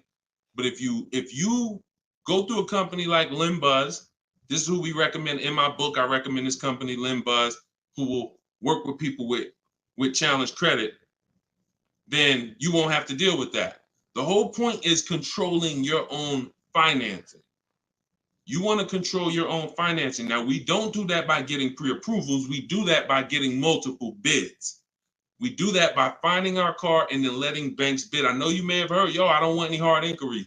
You don't want hard inquiries until after you found your car. Once you actually find your car, it's okay to get multiple banks to give you a hard inquiry. And they allow this. Experian has an article where they talk about the rate window. You can actually have multiple people run your credit in a short period of time, but no money down is not a favor. It's not something you did me a favor. It's definitely not a deal. See, because if I gave you a car, it's worth $50,000, but I charge you $60,000 for it, and then I say, but you don't have to do no money down. Is that a deal? I gave you a car, it's worth 50, but I charged you 60, but it's no money down. No, absolutely not. So no money down has nothing to do with a deal. The only people who can't get no money down are people who it's usually a case of you have too much negative equity. You're bringing over from your old car and you're messing up the loan to value ratios. That's usually the cause, because a bank won't let you finance 40,000 on a car that's worth 30. They won't let it. Go ahead, shoot the next one up, Dolan. This one's from YouTube. Deshaun, so does it make sense to get a car to have over? Oh, absolutely. Absolutely. This is all you should be doing. If you are a long-term person, listen, whose car is a keeper outside? You have a car outside, you've had it for 8+ years outside. This is exactly the goal. This is the goal. You want to actually be planning on that. Because when you actually have your car for more than 8 years, when you know you're going to keep your car for more than 8 years, you do things to make sure, like we do a longevity check. This is step 4 in my book. One of the things we do when we know we're buying a car we're going to keep, we got to go to Google and we got to see what the data is on the car we're shopping for. It's very simple. I type in the year of the car. Very important. You can't just type in Nissan Sentra, longevity. You got to type in the year. And then you're going to type longevity to see what the actual data says on the car. We skim those websites. It'll tell us if the car has transmission issues. It'll tell us if people report that this car has, is reported to last not as long as most cars. So these are the things that we do when we know we're keeping a car 8 years. But if you're not thinking about this, then you're not going to do the things to guarantee, because you could have a goal to keep a car 8 years and then the car you bought is not known for lasting that long, or is not known for, being reliable at 8 years. So that's why it's the most important question right up front. It's not just for leasing versus buying. It's for programming yourself that this is a long-term thing. I want to make sure I get the right car. I'm not going to get a car that doesn't satisfy my needs and my wants when I know I'm keeping it a decade. You understand? That's the whole thing. But absolutely, plenty of people on here keep cars more than 8 years. But there's plenty of people who don't. Those are the ones who need to stop buying and start leasing. Go ahead, Dolan, shoot the next one up. TikTok, what are the best leasing companies deals out there to get out of negative equity? Oh, wait, we just had 2. We'll do this one from TikTok first, and then we'll shoot that next one up. What are the best lease companies deals to get out of your negative equity? It's hard to say that because great lease deals aren't advertised. So when you see any of the deals, you see Danielle's deal, you see, look, Freena's deal. In this particular case, she just got this Jeep Grand Cherokee, $579 a month, $65,000 vehicle. She didn't get that negotiating. She got that by getting bids. So when you get these great lease deals, they're not advertised. There's no one who's raising their hand saying, we'll do this deal for you. That's not the way it works. We shop the market. Now, if you're doing it my way, you're sitting at home and you're getting offers. In my book, Cars from Home, I have all the scripts that teach you how to get offers on cars in literally minutes. So you'll be getting your best deals on these cars. Now, it's going to take you hours. It's going to take you minutes sitting at home, wherever you're at, to get these deals. Once you see that, if you're moving a lot of negative equity over 5, 6, 7,000, and you don't want to do any money down, you're going to typically need a car that has higher rebates. So it's no way to know that, because we just don't know what the lease deals are going to be. So I wish Freena didn't know when she was shopping for this Jeep that it was going to be an incredible lease. Greg didn't know. We don't know until we actually go out there, because we don't pay attention to what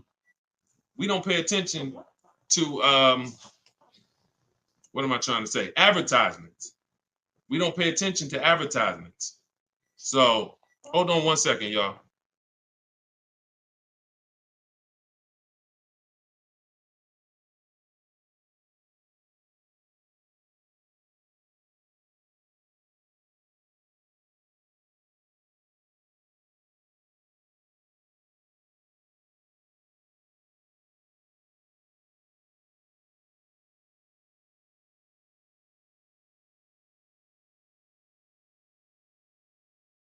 All right, we don't pay attention to advertising. So I wish, and I've had tons of people ask me, Deshaun, is there a way that we can see great lease deals? Is there a way we can see who has the best rebates? No. The only way we can see it is by shopping the market. It's the only way. I wish it was easier, but it's not. But once you learn to shop the market in 60 minutes from home, it's easy. So if I'm looking for a deal and I know I got to roll negative equity, or if I'm gonna sit at home, I'm gonna get my offers. I have something in my book I call a 25 to 5 strategy. The 25 to 5 is when we connect with 25 dealers online, we get 5 offers. Takes us 60 minutes. You could do it your way. You could call around and you could try to get multiple offers, but you must get 5 because 80% of dealers are overpriced. That's my way's better. Eric Pitts, this one's from TikTok. Can I use the bidding to refinance a car loan? I have good credit now. 100%. 100%. They give you a window. Now, you should only need 2 days, tops. You Google every single, and let's talk about refinancing. As many people bid as possible. You got a window of 14 to 45 days. You'll be way under that. It'll weigh as 1 inquiry when you finalize the loan. It'll weigh on your credit score as 1 inquiry. But you must do it because, why do you think there's companies that just want to loan us money? The money business is very lucrative. There's companies and banks and credit unions that only want to loan us money. They don't sell cars. That should be a hint. There's a lot of money in lending. So what we need to do is take shopping our loan rates seriously. We separate our transactions. So listen, let's stay focused here. You're gonna now call your bank. You're either go on their website, your credit union, or go on their website. You're gonna look for online lenders. Go on their website. You want as many people as possible competing to make sure you save all the money. But I'm going to give you a very important caveat here that you want to keep in mind. Everyone that loans you money wants to loan you more for longer. The longer you have a loan, the more money they make. So what they're going to do is they're going to show you what it looks like if you take a long loan. You've already paid for a year or 2. I don't know how long, but you've already been paying for some time. Once you take another long loan, now you've essentially defeated a little bit of your purposes because you're going to give some of that money back at interest. Take the shortest loan that you can afford the payment on with the new interest rate. So if you were paying, let's say you had a 6-year loan at 11%. When you refinance, don't refinance into another 6-year loan at 7%. Refinance into like a 4-year loan at 7%. Whatever that payment is that you say, all right, I could afford that payment. Because they're going to try to sell you on the low pay. Well, if you do 6 years, you could pay $300. Yeah, but you can always pay it off earlier. Don't fall for that. You want to make sure you look at what's the lowest, shortest term with that new interest rate so you can get that loan out of there faster. Okay? That's how you do it. Good question. Shoot the next one up, Dolan. All right, so this one's from YouTube. Milton. So back in 22, I purchased my dream truck. 2023 GMC Denali, brand new. I don't depend on trading it, and my monthly payment's $1,095. Let's not forget the truck is $83K. Am I paying too much money? Well, I don't know how long the loan is. So you could be paying $1,095 for 8 years. You could be paying $1,095 for 5 years. You see what I'm saying? So that's why payments are not always the important payments. How much did you pay for the truck? You understand? See. It's the price of the vehicle that we focus on, not with leasing. I don't want to see what you got to be. And this is why I want you to have my book, or you got to be locked into what I'm saying, because I'm talking to a lot of different people on here, and your scenario is not another person's scenario. So you can't hear what I'm saying when I'm talking to Milton about purchasing and think, well, I'm shopping for a lease. He said, don't focus on payment. No, different. Okay, so when we're talking about purchasing, the most important thing is how much we paid for the asset. Now, I don't know what you paid, and I don't know how well you shopped. I don't know. So there's no way. And here's the thing. The way we buy cars is by design. We don't know. When you start getting bids and it's done, I'm going to just assume, let's just say, I'm not going to look at your deal and dissect it because I don't have enough information to do that. And plus, if the deal wasn't good, what good is it me what good is me? It's your dream truck. What good is it me?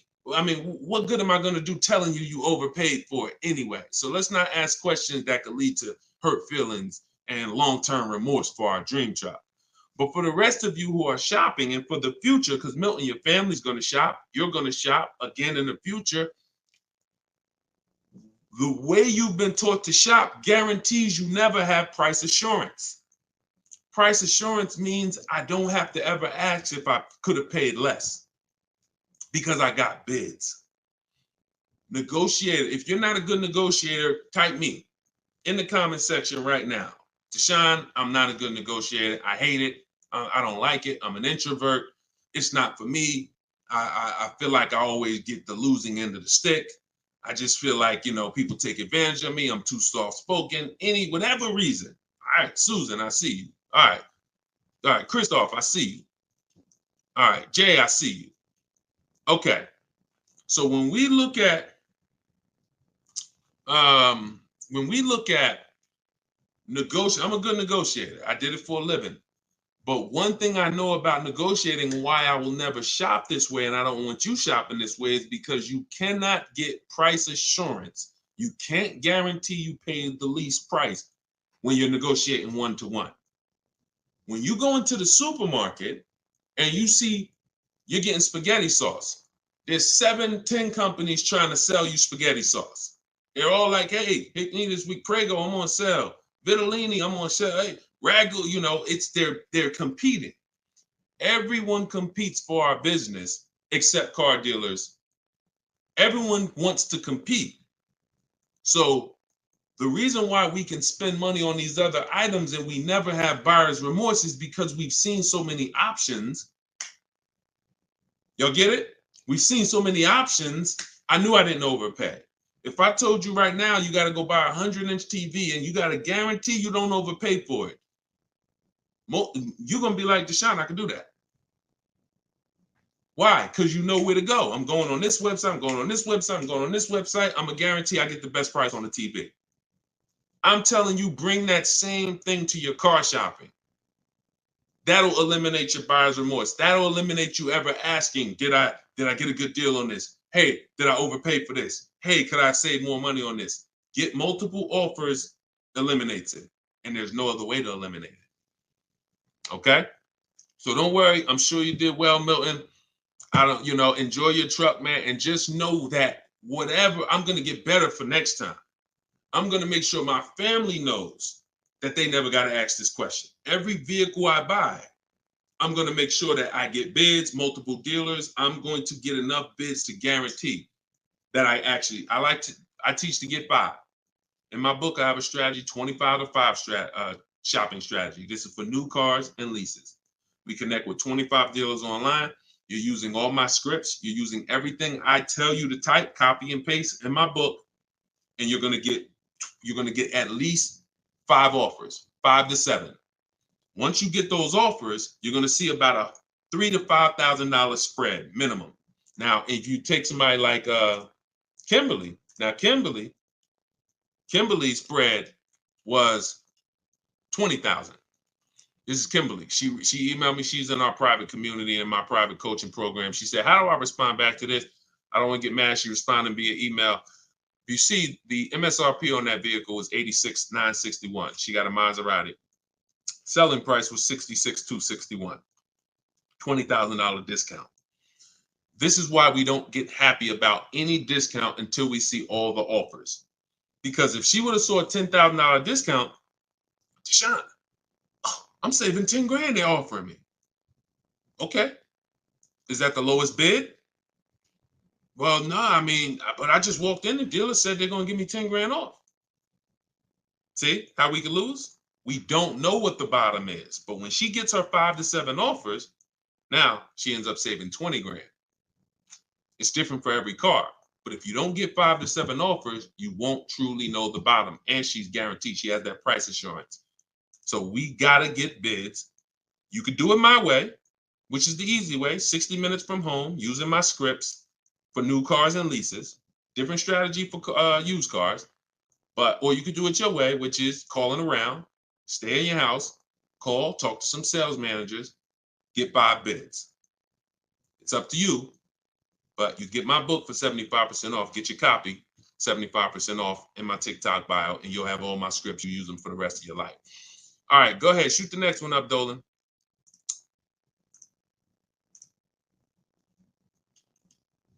All right, keep typing them, y'all. We're gonna get through as many as we can before we wrap. We got a good amount of time left, so just keep typing. What are some loan companies that work better with challenge credit? Well, I usually recommend Limbuzz.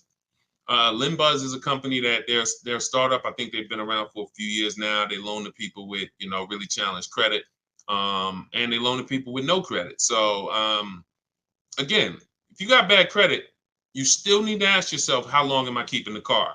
Because if you say, Deshone, I'm keeping my car 8 years, then you should be buying your car, best car you can find, quality car, refinancing the loan when your credit's better. If you say, Deshone, I'm not keeping my car 8 years, then you should be buying the least expensive car you can get a loan on, driving it for 2 years, that's your sacrifice car, and then flipping out of that car into a lease. So the most important question is step one, always. It doesn't matter if you have good credit, bad credit, high mileage driver. The reason why in my 7-step program, the first question is, how many years are you going to keep the car? The 8-year rule question, that doesn't change. Doesn't matter who you are. Doesn't matter what your scenario is. 8-year rule is the question you ask yourself first to determine if this car is going to be a long-term purchase, in which case, buy it, great car, refinance later when my credit's better, or short-term, not keeping 8 years, but I don't qualify for a lease right now. So therefore, I'm going to buy the car, buy an inexpensive car to prevent a lot of negative equity later, because some people, you end up buying a car, $30,000, you're paying a high interest rate. You go to switch that car in 2 years into a lease, you're going to have a bunch of negative equity unless you put a good amount of money down. So to eliminate that, we sacrifice in the short term, drive a car, $10,000, $12,000, $14,000 car, and then we switch out of that car in 2 years for a lease. That's the plan. There's a plan for everybody. You just got to know what your plan is. And if you come to me, I'll give you the plan. I don't even want your plan. I just want your goal. If your goal, if you come to me and you say, Deshone, this is my goal, I want a car, I'll give you the plan. Okay? Work my plan until it doesn't work. Trust my plan until it doesn't work. But I've been blessed to have 7,000, 8,000 people between our book buyers and the people who are in our video library, my coaching program. Since 2021, we've helped almost 8,000 people. So we're fortunate to know what works all around this country. Go ahead, shoot the next one up, Dolan. This one's from TikTok. It's 2024. What year should you be looking for if buying? Doesn't matter. Your question is new car or pre-owned car. If you're buying, that's a budget issue. In my book, I talk about something when you get to a values question, because some people, you can only get what you want and need in a pre-owned car for your budget. Some people, you can afford both. And you're like, Deshone, I got a budget. I can afford both. I could get a new one. I get a used one. Which should I get? That's a values thing. Do you want it? Some people say, Deshone, I get a new car every 10 years. I mean, I only get a car every 10 years. I'm going to get a new one. Some people said, I don't, you know what? I'm going to knock 30% off the price. I'm going to get a pre-owned. It's up to you. But budget dictates usually whether you're going to get a new or used one. But, I would get the best car for my budget. If I could afford. Now, here's the key. Here's something very important. Some of you actually look for 1 or 2 year old vehicles. I'm going to tell you why this is the danger zone. You don't know if I don't know what the brand new price is. If you're looking for something 1 or 2 years old, then you should shop for a new one first. Why? You're typically not going to have enough inventory to look at to really get a good gauge. When you start seeing my stuff, you'll see when you hear me talk about looking at options, multiple offers, multiple options, you'll see we're looking at lots of options very quick and making our decision. When you have only the only way dealers get pre-owned cars is someone trades it or they buy it off lease. And the average time, not many people buy a car and turn around and trade it in a year. So you're going to have a hard time finding a 1-year-old car. You might not a lot. You'll find a lot of them. You won't find a lot of them. And when there's not a lot of them, what does that give us? What is the potential for it? Overcharge. If the dealer knows there's not a lot of them, I might overcharge you. Now, here's the problem. Here's why you must shop for a new one first. Let's say the brand new market on that vehicle is my best offer. I could save $5-6 grand. Let's use a vehicle that has like $6,000 in rebates and I end up saving 10 grand. If I could get a new one and save that kind of money, $40,000, and I end up buying it for 32, 33, whatever, 34. Now that's going to dictate the market because some people will look at that 1-year-old one for 32 and be like, okay, I like that price. That's a problem. That's a problem. Because why the heck would I buy a 1-year-old one for 32 if the new market is I could get a new one for 34, $2,000 more, I get a brand new one. This only happens when we're looking at cars that are very new, 1 or 2 years old. If you're looking for a 3-year-old one, there's going to usually be lots of options, lots of inventory. 4 years, lots of options, lots of inventory, and you don't have to worry about that. Cool G said you answered my question. That's typically what happens because a lot of you in here, although there's a couple scenarios, a lot of you in here, you got to realize your scenario is not unique. You have thousands of other people who are in the same exact scenario as you. So if you stay on long enough, you'll usually hear somebody ask a similar question, or you'll usually hear me answer a question you would have asked.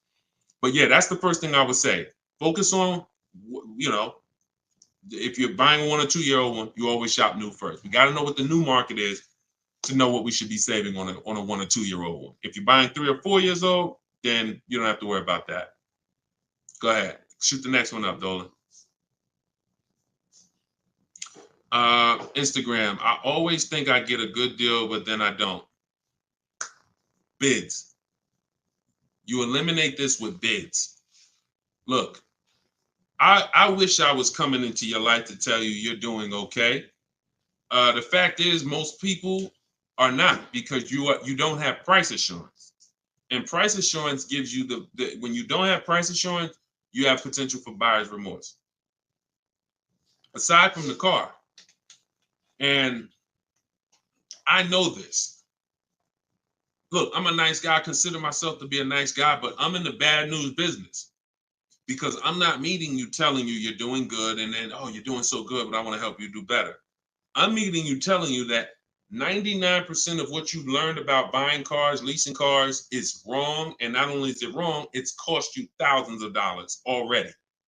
Now you get to decide from this day forward, are you going to change the trajectory of the finances that you pay for cars? You get to make that decision. But you got to admit you need help. You got to admit you're not doing as good as you would have hoped you were doing. And if there was 80 people out there teaching what I teach, then God bless, that would be a shame if you didn't tap into one of them. There's not. I'm one of the only ones that teach in this way. A lot of the stuff that I teach, I created it based on math and looking at thousands of scenarios, leasing scenarios, buying people who buy their leases and creating and seeing where these people get jammed up. And now that information is available for you now. But in order for you to actually win, you have to admit that I need that. So if you think you're doing bad and you're like, yo, I'm done doing bad. This guy is here. He helps people. He's got proven track record. I got over 2 million followers on social media. I'm a very public person. We've been around for 3 years. If my stuff wasn't working, you would have heard it by now. But we have hundreds and hundreds of people, if not thousands, that have actually used what I teach to eliminate that statement you just made about, I think I got a good deal. You're going to sit at home, you're going to make people bid for your business, and you are going to know every single time that you paid the lowest price for the car, that you got the best interest rate, and that you got the most money for your old car. That is what we're going to do. All right, but you take the action. You could tap into live videos, or you could say, Deshone, I'm going to get your book. It's 75% off. It's a digital copy, which means anytime something updates, I update the book, and you got the new version, and you got all my strategies of how to car shop from home for the rest of your life. All right? I hate to see that, but I'm doing what I'm supposed to do. You see what I'm saying? I hate to see those messages, but I know I'm doing everything that God has put me here to do to stop those messages from coming. The rest is on you. All right? Go ahead, Dolan. Shoot the next one up. This one's from TikTok. I owe $20,000, paid off interest, 6% APR. Do you recommend to refinance?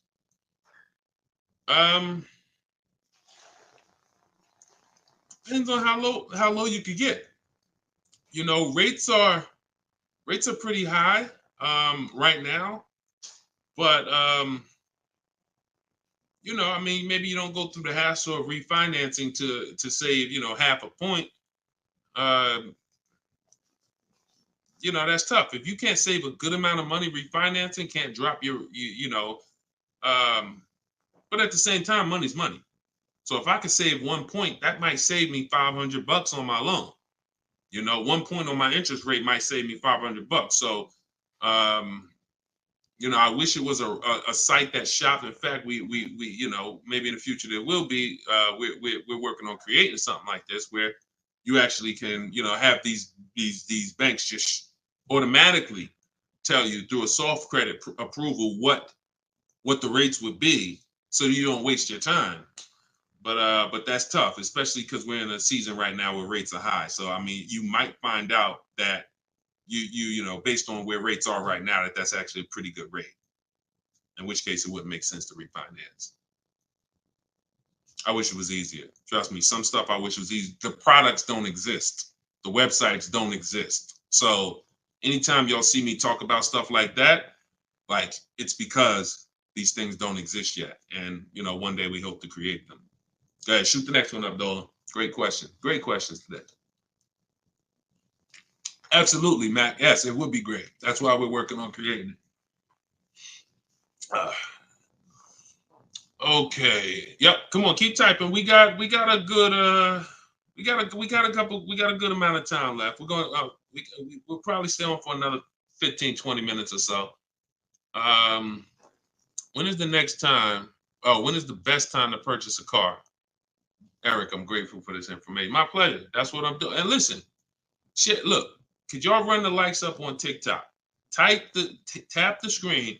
If you're getting value out of this, before we answer this question, if you are getting value out of what we're talking about right now, type a $. Type a $sign if you're getting value out of what we're talking about. Y'all gotta understand something. Your people are out there suffering. They're losing. Look, in a nice way, I'm telling you, and you are saying to yourself, the more you hear me talk, the more you're saying to yourself, Dad, I've been doing this thing I've been doing this thing wrong. You were taught that.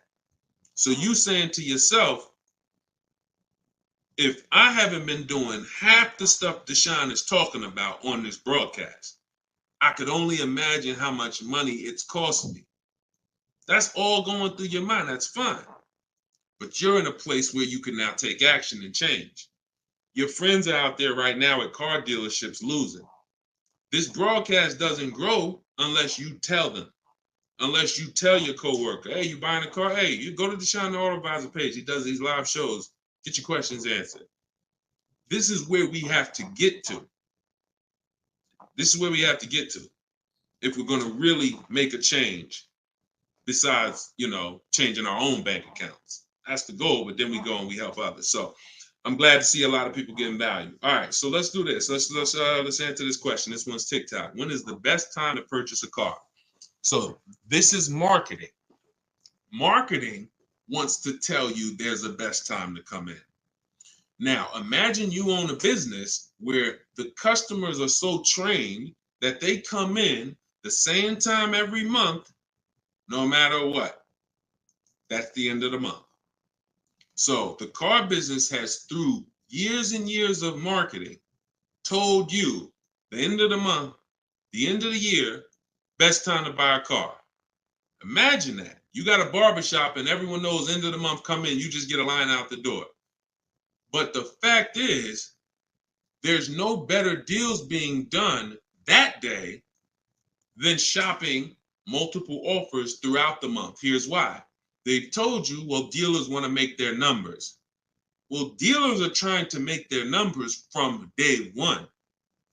And when they see, we used to look up sometimes and we knew we had to do 250 cars for the month, 325 cars for the month. We look at the books, it's the 9th of the month. We only got 30 cars sold. What do you think is happening? We're getting a little nervous. We're not pacing to hit our numbers. Opposite end, I've seen months where we are ahead of schedule. What does that mean? We might hit our numbers on the 27th of the month, the 26th of the month. It doesn't matter. We, the best dealers, are trying to hit their numbers throughout the month. So when it's the 9th of the month and no one's in the dealership and no one sold the car today and it's daggone tumbleweeds going through the showroom and everyone's praying for a customer, what do you think happens when a person reaches out then and says, hey, I'm looking for a car? But marketing tells you otherwise. Marketing says no matter what, coming at the end of the month. So there is no best time to buy a car. Here's what I would tell you. There's a best time to be in the market. In my book, I teach something, and I always teach this: 2 dates. Your no later than date and your as soon as date. No, as soon as date is the soonest day you can accept a deal. The soonest date you can accept a deal, that we call that you're in the market. That's step 5 in my book, in the market. Looking at offers on websites, ready to take an offer down if it looks good. If a bid comes in and it wins, we're in the market. We don't do that until we can accept an offer. Now, once that's done, once we've established our as soon as date, we need to ask ourselves, what is our no later than date? Your no later than date might be end of the year. You might be saying, I got a kid going to college. I got to get a car by the time they go in the fall. You might be saying, I get a car by end of this month. That's your no later than date. Now, the time in between those 2 dates, that's our leverage. Because this is how long you can say no. This is how long you can look at offers and say, no, sit at home, using the way I teach you. Look at used cars, look at the used car market. Look at the new car offers. Look at the lease bid you're going to get, the quote you're going to get. No, you know what? I'll reach out next month to see what the programs are, because programs change every month. Used car trends change every month. So when you're in the market early, there's so many benefits. Car not coming for 6 weeks. I want a black car. It won't be here for 6 weeks. A person who's coming in the dealership today and they need a car today, they can't get that car. You can't. So being in the market early allows you to establish contact with dealers. If you're shopping for a new car or lease, establish contact, get bids, look at offers, say, you know what, I'll follow up next month. It also allows you to be top of mind when somebody's sitting in their car dealership and they're like, look, all right, y'all, we're behind on the numbers. Anybody who makes us a reasonable offer today, we're accepting it. Now, every salesperson goes and looks at who they've been talking to, who couldn't get them to buy with the first offers. They couldn't get them to buy when they was trying to take shots. Now they're like, okay, hey, look, hey, Chris, man, are you still in the market? Look, I could do that deal now. Hey, we need a deal. See, when you take advantage of what I'm telling you and you start to understand these two dates that's in my book and that you'll hear me talk about, you'll understand that sometimes our best deal doesn't come in the first month. When I was shopping for my mother's Mazda 3 years ago, when she got her lease, I entered the market in October. I was looking at the offers. I didn't like them. Next month, I looked at them again. Didn't like them. December came. Dealer I've been talking to said, hey, this is the new program. I got this car. This is what I could do. We got a deal. Couldn't do that if I waited until December to come into the market. Couldn't do that if in October, I needed a deal. So there's no best time, in my opinion, to shop for a car because, as I said, beginning of the month could be a great deal. End of the month could be great. Beginning of the year, when you're talking to multiple dealers, somebody's going to say, I need to sell a car immediately. That's why we do this from home. But the best way to buy a car, in my opinion, is to know these two dates and to use that time in between those two dates as your leverage to say no. All right? Look, I can't give you short answers. Look, I'm put that one up. We're gonna go to that question now. We're gonna go to this one on Instagram now. But understand, this is why we have been losing short answers for major 5-figure items. Gotta give you the long version. Because once you learn it, once you see, this is repetitive. Once you get one car, 2 cars using the cars from home strategy, you're gonna see. See, that's why when the first time you use this stuff that's in my book, first time you use the car from home strategies, whether you're using them manually or whether you're like, Deshone, I want to use exactly what you say, your scripts, I want to do it your way, doesn't matter. Once you see, I do this over and over. Your first deal might take you 90 minutes, 2 hours, because you're just learning which websites to go to. If you don't see me say, go to this website, don't go to it. It's a waste of time. But once you see, you're going to be like, okay, rinse and repeat. You'll go from getting cars in 2 hours to 90 minutes from home to 60 minutes from home to me. I can get any car I want. I can find out the best deal in 45 minutes. Copy and paste. Copy and paste. My Infinity truck I got took me, once we decided what we want, I spent no more than 60 minutes online to make sure I got that vehicle, save 42% off the price when it was new, 3 years old. So this doesn't take you long. That old way that you were programmed to use, that takes you a long time. That's headache. This is 60 minutes from home. That's what I want for you. Go ahead, shoot the next one up. Shoot that Instagram question up, Dolan. All right, how do I get quotes from car dealerships to take with me to take in my lease? I will be leasing another car. This is without having a credit check run. Yep, we never need a credit check to get quotes.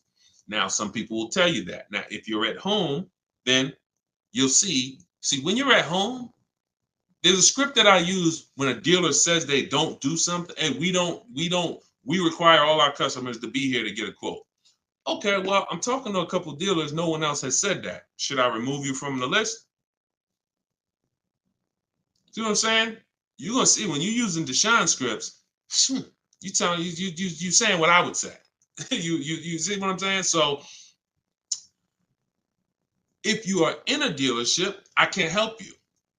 I don't even want to even talk about that. I'm not going to tell you how to go, and it's like oil and water. Somebody called me back when I was first coming out the business and I was first starting this education business, and they said, Deshone, somebody told me to call you.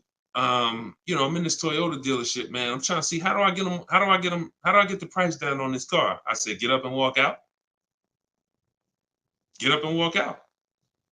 Because if you're in an 80% dealer, you can't, no matter how much they take off, you lose. The only way you're going to win is to sit at home. I can't tell you how to mix the old way of shopping where you have no leverage, where you have no price guarantees, where you leave, no matter what price you get, you always wonder, could I have done better? I can't tell you how to mix that with what I teach. But if you're willing to unlearn that and say, okay, that's what the car business taught me. That's what the car, I learned it from my parents. That's what the car business taught my parents. But no, we're going to do this. I'm going to use what Deshone, this is a car salesman, 14 years. Now he's educating us from an insider standpoint. You come out of that and you sit at home and you call and you could do it manually. You could do it manually. Look, I can't twist anybody's arm to get this book for $24. But if you're going to do it manually, realize there's people trained and you're going to talk to them, which means you got to be aware when you talk to them. That's why I say only ask for sales managers. Only ask for sales managers. Because if you try to do this with salespeople, some sales managers will make it hard, but you got a better shot. But you need to get 5 quotes. Doesn't change because 80% of dealers are overpriced. Now, my way, in my book, I teach something called the 25 to 5. It's all online. So we're contacting 25 dealers through their website, and we're having conversations with usually 7 to 10 of them, copy and paste scripts you're using, and you're keeping the conversation moving forward. Our first goal is to see who has a car I want. Before I even talk to you about anything, I want to see out of this 25 dealers who has a car I want. Second thing I'm going to do, once I identify who has a car, I'm going to request a quote. But I need to give them everything they need to quote me. I need to give them my zip code so they can run the tax. I need to give them what I do for a living to see if I qualify for any rebates. I need to give them what cars I have in my household, whether I own it, lease it, own it outright to see if I qualify for any rebates. I need to give them my my soon as date, my no later than date. This is all copy and paste in my book. So the reason why some of you have a hard time shopping online is because 1, you're dealing with trained people, and 2, you don't know what information to give so that they could even give you a quote. So if you're giving, my book, you're using copy and paste, and we're never talking about credit. It's not even a question. In fact, one of the things we say in one of my templates is assume tier 1. So we're assuming tier 1, getting our offers, and then we are not letting anyone run our credit. This is not just for leases. This is for everything. No one is running our credit until after we've agreed to buy something. We're telling them assume tier 1. If I don't qualify for tier 1 later, we'll talk about that later. But I want to see the price. Tier 1, I want to see the price. And that's what we do. But never if you only way you'll fall for that is if you're in dealerships. Oh, I need to run your credit. You know we can't give you a quote. You run into the wrong salesman who don't care. He'll say anything. She'll say anything. Well, I just can't. We can't give you a quote. We don't know what you're gonna qualify for. Yeah, you could assume tier 1. Yeah, but we had people come in and say assume tier 1 and it just messed it up. So we like to not quote without a credit. You're in the wrong dealer. You see what I'm saying? These people are by design. We're trying to run them out of business. When more people, this is why we're trying to get this broadcast out, because until more people start shopping online, they're going to continue to do that stuff. See, as more people shop online incorrectly and walk into dealers, they can get away with doing this stuff. But when they know 600 people are going to walk in their dealership over a weekend, Friday, Saturday, Monday, holiday weekend, President's Day, we're going to get 600 people walk in. Why would they change? Would you? Unless you're just a person of ethic, why would you, if you got a business where 600 people come in the door, why would you change? But when we start shopping online and that 600 goes down to 400, and then that 400 goes down to 200, and they see that we used to get 200 inquiries online, now we're getting 700 inquiries online.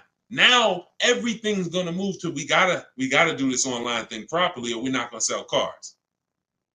That's why the future of if you really want to enjoy car shopping, you need to tell friends about what we're doing. Because the more people that shop the old way, it hurts us that are shopping this way. Doesn't stop us from getting great deals. We just got to continually weed through these car dealers because they're like 80% of our people coming in shopping the old way. So, all right, go ahead, shoot the next one up, Dolan. Great questions today. All right, this one's TikTok. I want to buy my sister's car lease after it's done in July. Is that possible? Nope. Your sister, I'm gonna tell you why. This is a common question. Some people want to buy, some people want to, buy their lease and give it to their family member. The family member can't buy it directly because only two people can buy a lease. When you buy your lease, there's only two things there's only two types of payoffs. A customer payoff, which is for the customer, and a dealer payoff, which a dealer could pay. That's it. There's not a third part. So what would happen is they would have to buy the car and then sell it to you. And if there's a loan on it, that's going to be, it's going to take a little time. It's not impossible. It's essentially a private sale.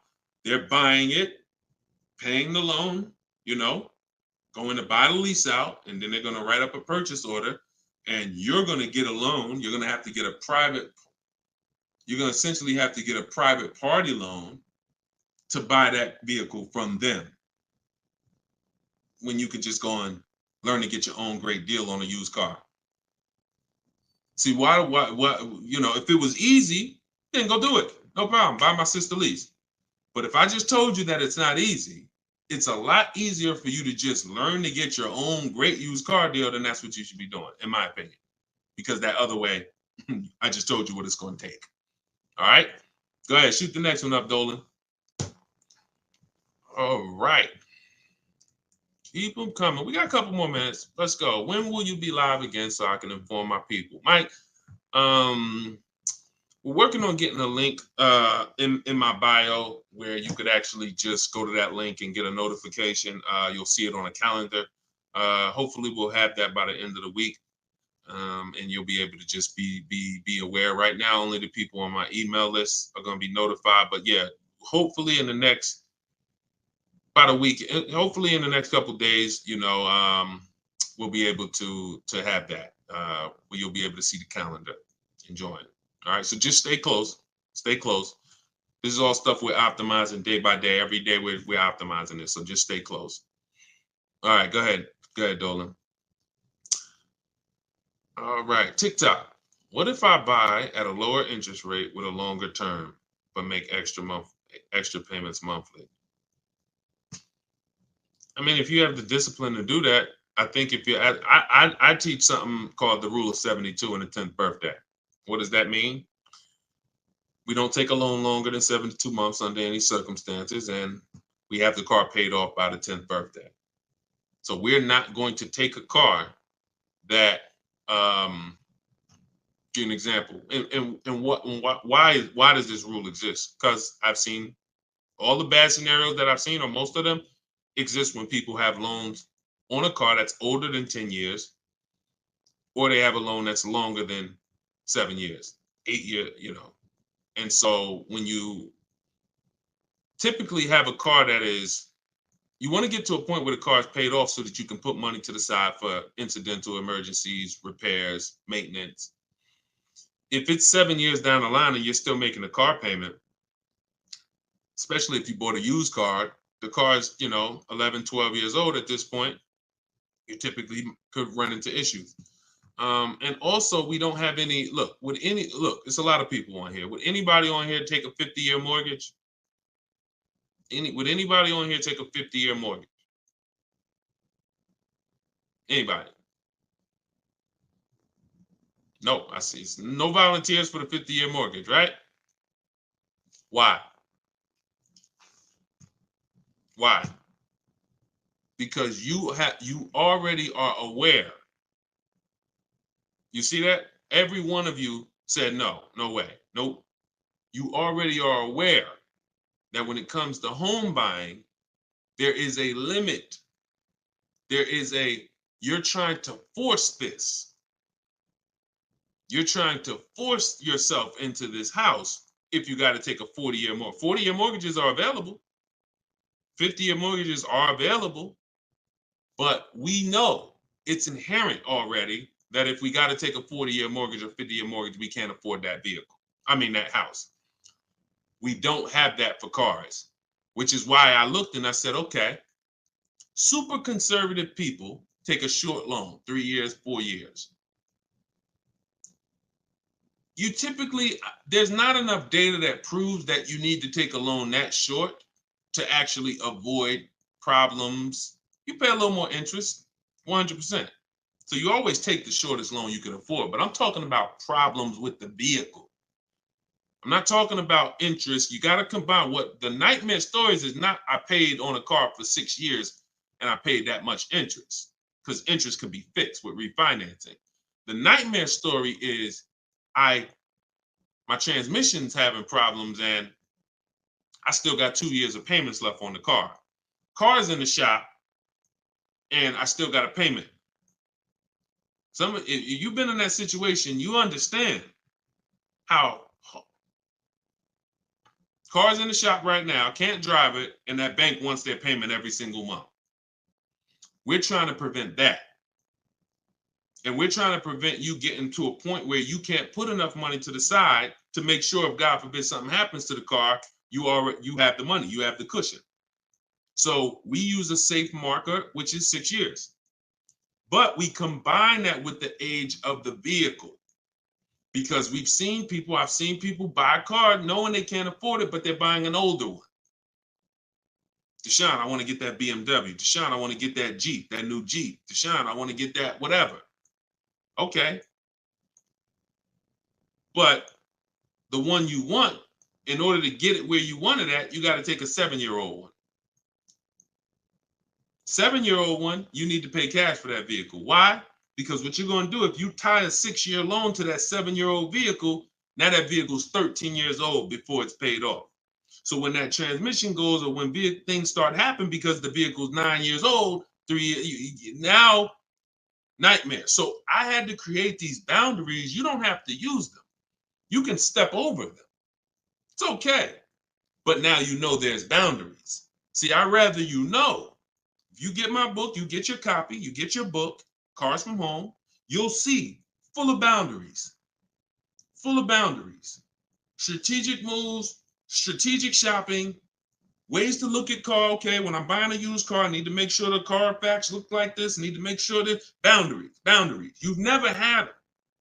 So if you step over them now, at least you know you're stepping over a boundary. At least you know you're taking additional risk. See, if there's no speed limit, how do we know we're speeding? Once they put, speed limit 65. Okay, now I know when I step over that, I'm breaking a boundary. So this is what we are bringing to car shopping. Based on horrible circumstances that we're trying to help you avoid. Like buying a car and then it breaks down and you still have a loan on it. So that's the thing. Rule of 72 on the 10th birthday. We don't take a loan more than 6 years, and we have to have a car paid off by the 10th birthday. So if we're buying a 5-year-old car, we can take a 5-year loan. If we're buying a 6-year-old car, 4-year loan. If we're buying a 3-year-old car, then we can take a 6-year loan. Not a 7, because we're not going past 6 years. So we can't have the age of the car and the years of the loan be more than 10. That's going to create a lot less risk. Now you said, Deshone, I can't get the car that I want with a 6-year loan. I can't get the car that I want. That means in our minds, you can't afford the car. You can do what you want. But at this point, if you got to get a 7-year-old car and you got to put a 6-year loan on it, you can't afford that car. You can go do it because you're grown. You can do whatever you want, but you're taking a lot of risk. And that's all I want you to know. So if God forbid something happens, or if it doesn't happen, you're like, man, I made it out. That was a little risky. But if something happens, you can say, Dad, took a little risk and I shouldn't have. You understand? All right. All right, we're an hour and 22 minutes in. You know we could go all day, y'all. I really want to continue to all you guys are chatting with a video recording. Slade, you see what I'm saying? This is what I call confidently wrong. You know what I'm saying? Person comes in, you know, look, how you feel, Slade? How you feel? All right, so look, y'all, we'll wrap it up. I will see y'all on the next one. Like I said, in the next couple of days, we should have a link in the bio where you'll be able to see exactly when we're live. Jump on. But for those of you who just jumped on, everything that I teach, everything from my videos is all from my new book. It's a digital book. It's called Cars from Home: 7 Steps to Saving Time, Money, and Avoiding Dealerships. No matter what your scenario is, it's broken down in 7 steps. Negative equity, High mileage drivers, you want to lease, you want to purchase, it's the same 7 steps. You just need to learn those 7 steps. And as you use it, you'll see you'll never go back to the old way.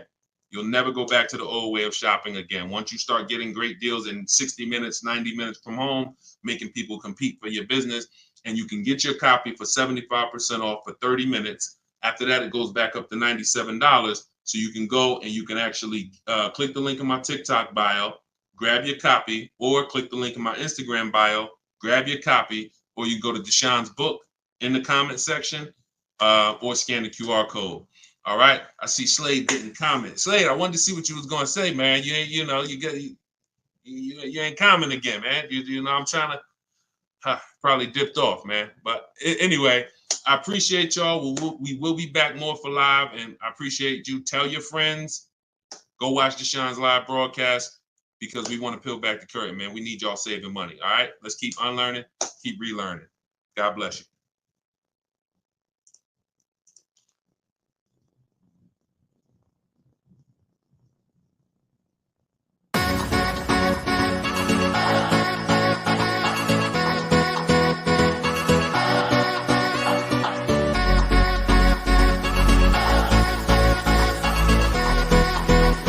The worst possible thing you could say when you walk into a car dealership. I spent 5 years with Mercedes-Benz, 5 with General Motors, and the worst thing a person could say when they walk in is, if you could just get me to this payment, we got a deal. So your loan's probably still like 19, which means you got to pay to get out. You're upside down. It's called negative equity.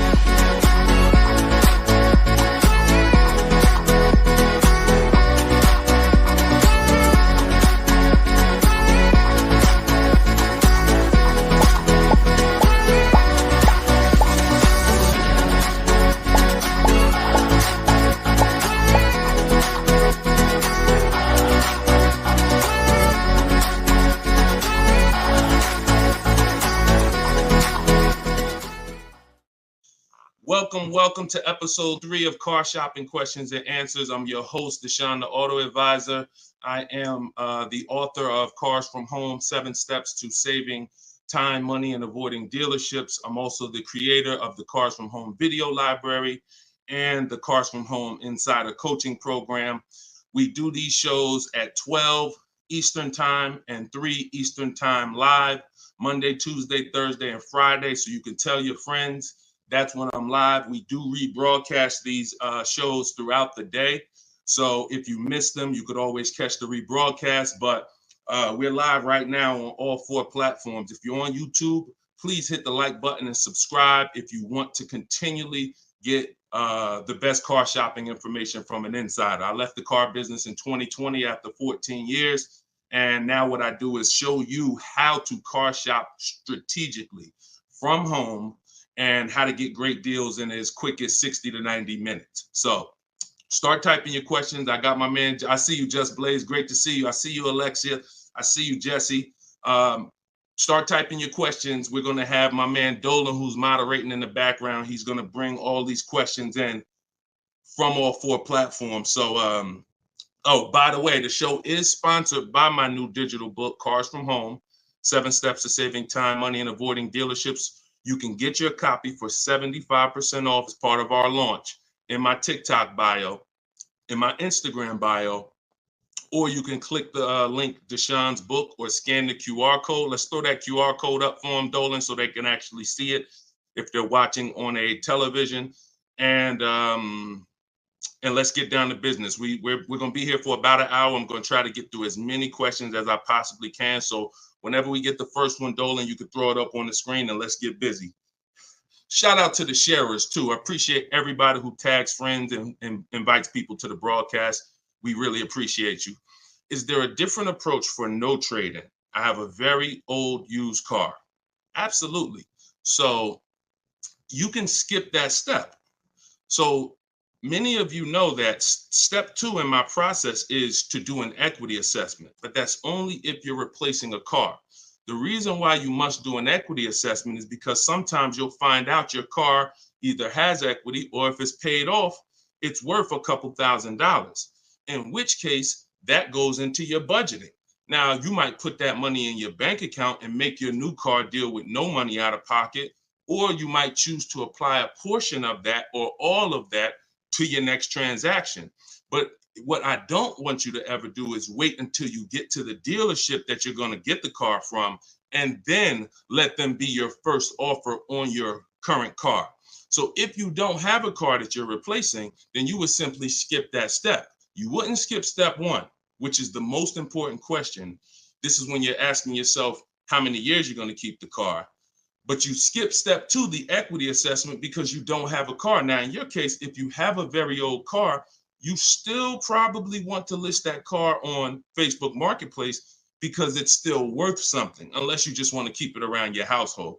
But if you don't have a car to replace, then you would simply skip to the budgeting step. And in which case, when you decide whether you're buying or leasing, you would be moving towards your budgeting, whether you're leasing and assessing how much the car you're going for should lease for, or whether you are purchasing and you are budgeting to see how much car you could afford based on whether you're going to pay cash or based on whether you're going to get your loan. So that's just a step you skip. Great question though. Okay, go ahead, Dolan, shoot the next one up. Does MSRP include all of the dealer fees? No, it doesn't. MSRP on a new car. Could y'all keep running those likes up on TikTok? Welcome to the new people. Type your questions. We're live. It is like we're 100% live on Tuesday. So start typing your questions and we'll get to you guys. But start tapping the screen so we can shoot those likes up and let TikTok know that we're talking serious business over here. Thank y'all. I see y'all running them up. Okay. Does the MSRP include all dealer fees? So it depends on what dealer. Usually no, because 80% of dealers, as I say, we have about 8,000 people that we've worked with since 2021, between the people who've gotten my book and the people who have used the video library, the Cars from Home video library. We get people data from all around the country. And what we see is about 80% of dealers are overcharging you, whether they're not giving you the discounts that their competitors would give you, or whether they're marking the MSRP up with bogus fees that they will try to convince you need to pay if you want to buy from them. So the only way that, if you're talking about, like, let's say I'm shopping for Toyota Highlander. When I'm looking at for example, let's say I'm shopping for a Toyota Highlander and I'm going to lease it. When I'm budgeting for a lease, our goal is to always assume about a 1.25% lease. So what I would do is I'd take that MSRP, let's say it's $48,000. I'd multiply that by 0.0125. That's going to be $600. $600 a month is what that vehicle should roundabout lease for when I find the best deal, which means one dealer beats all their competitors.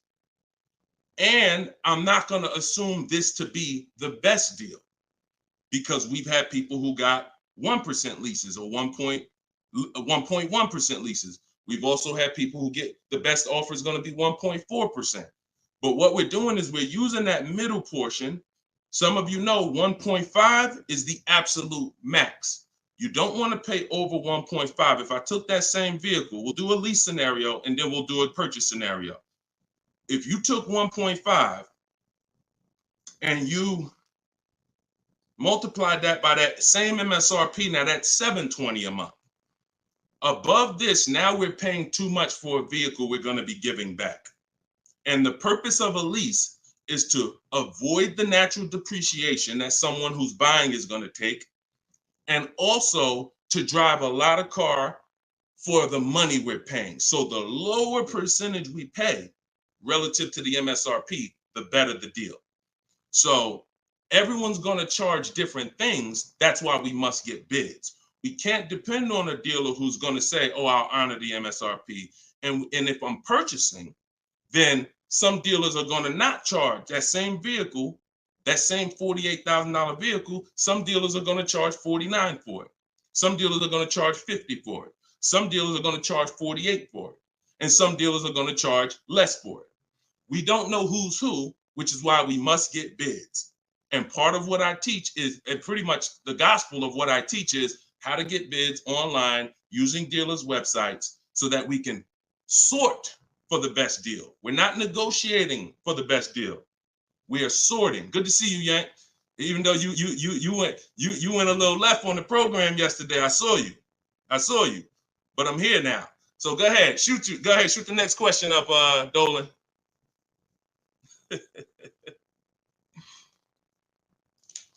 Okay, this one's from YouTube. Brandon, I have good credit, but for some reason they always tell me I need a cosigner. How do I get around that? If you're purchasing, you want to control your financing first. So I wouldn't let the dealer tell. If you have good credit, what you should be doing is you should be purchasing your car, locking up your best deal, and then coming home. And this is for all of you. Who's going to be purchasing a car? Who's going to be purchasing? Now, if you're not keeping your car 8 years and you're new here, then you're going to find out that you should be leasing. But for the time period, I'm just going to base it off of what you know already. Who's going to be purchasing a car? Type me in the comments. Matter of fact, I need to see Instagram because I can't even see. I know, Dolan, you can see it, but I need to see Instagram as well. Hold on. While I'm doing this, y'all type if you're going to be purchasing. Okay, I see you, Brandon. All right, hold on one second. Let me get to Instagram. All right.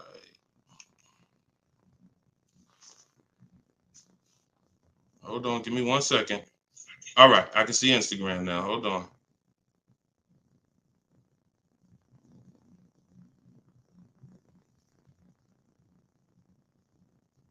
Give me 2 seconds. Okay, here we go. So if you're going to be purchasing, let me mute that. Yeah, I see you. She's like, please see us. I see you, LA Connects. Now I can see you. Okay.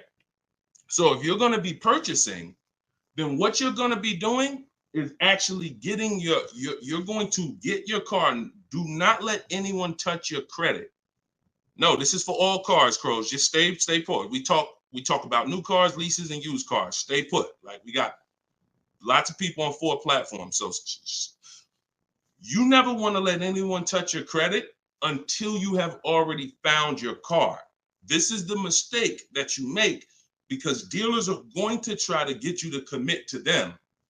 And when they try to get you to commit to them, you have to be sharp enough to know under no circumstances are you running my credit before you win the bid.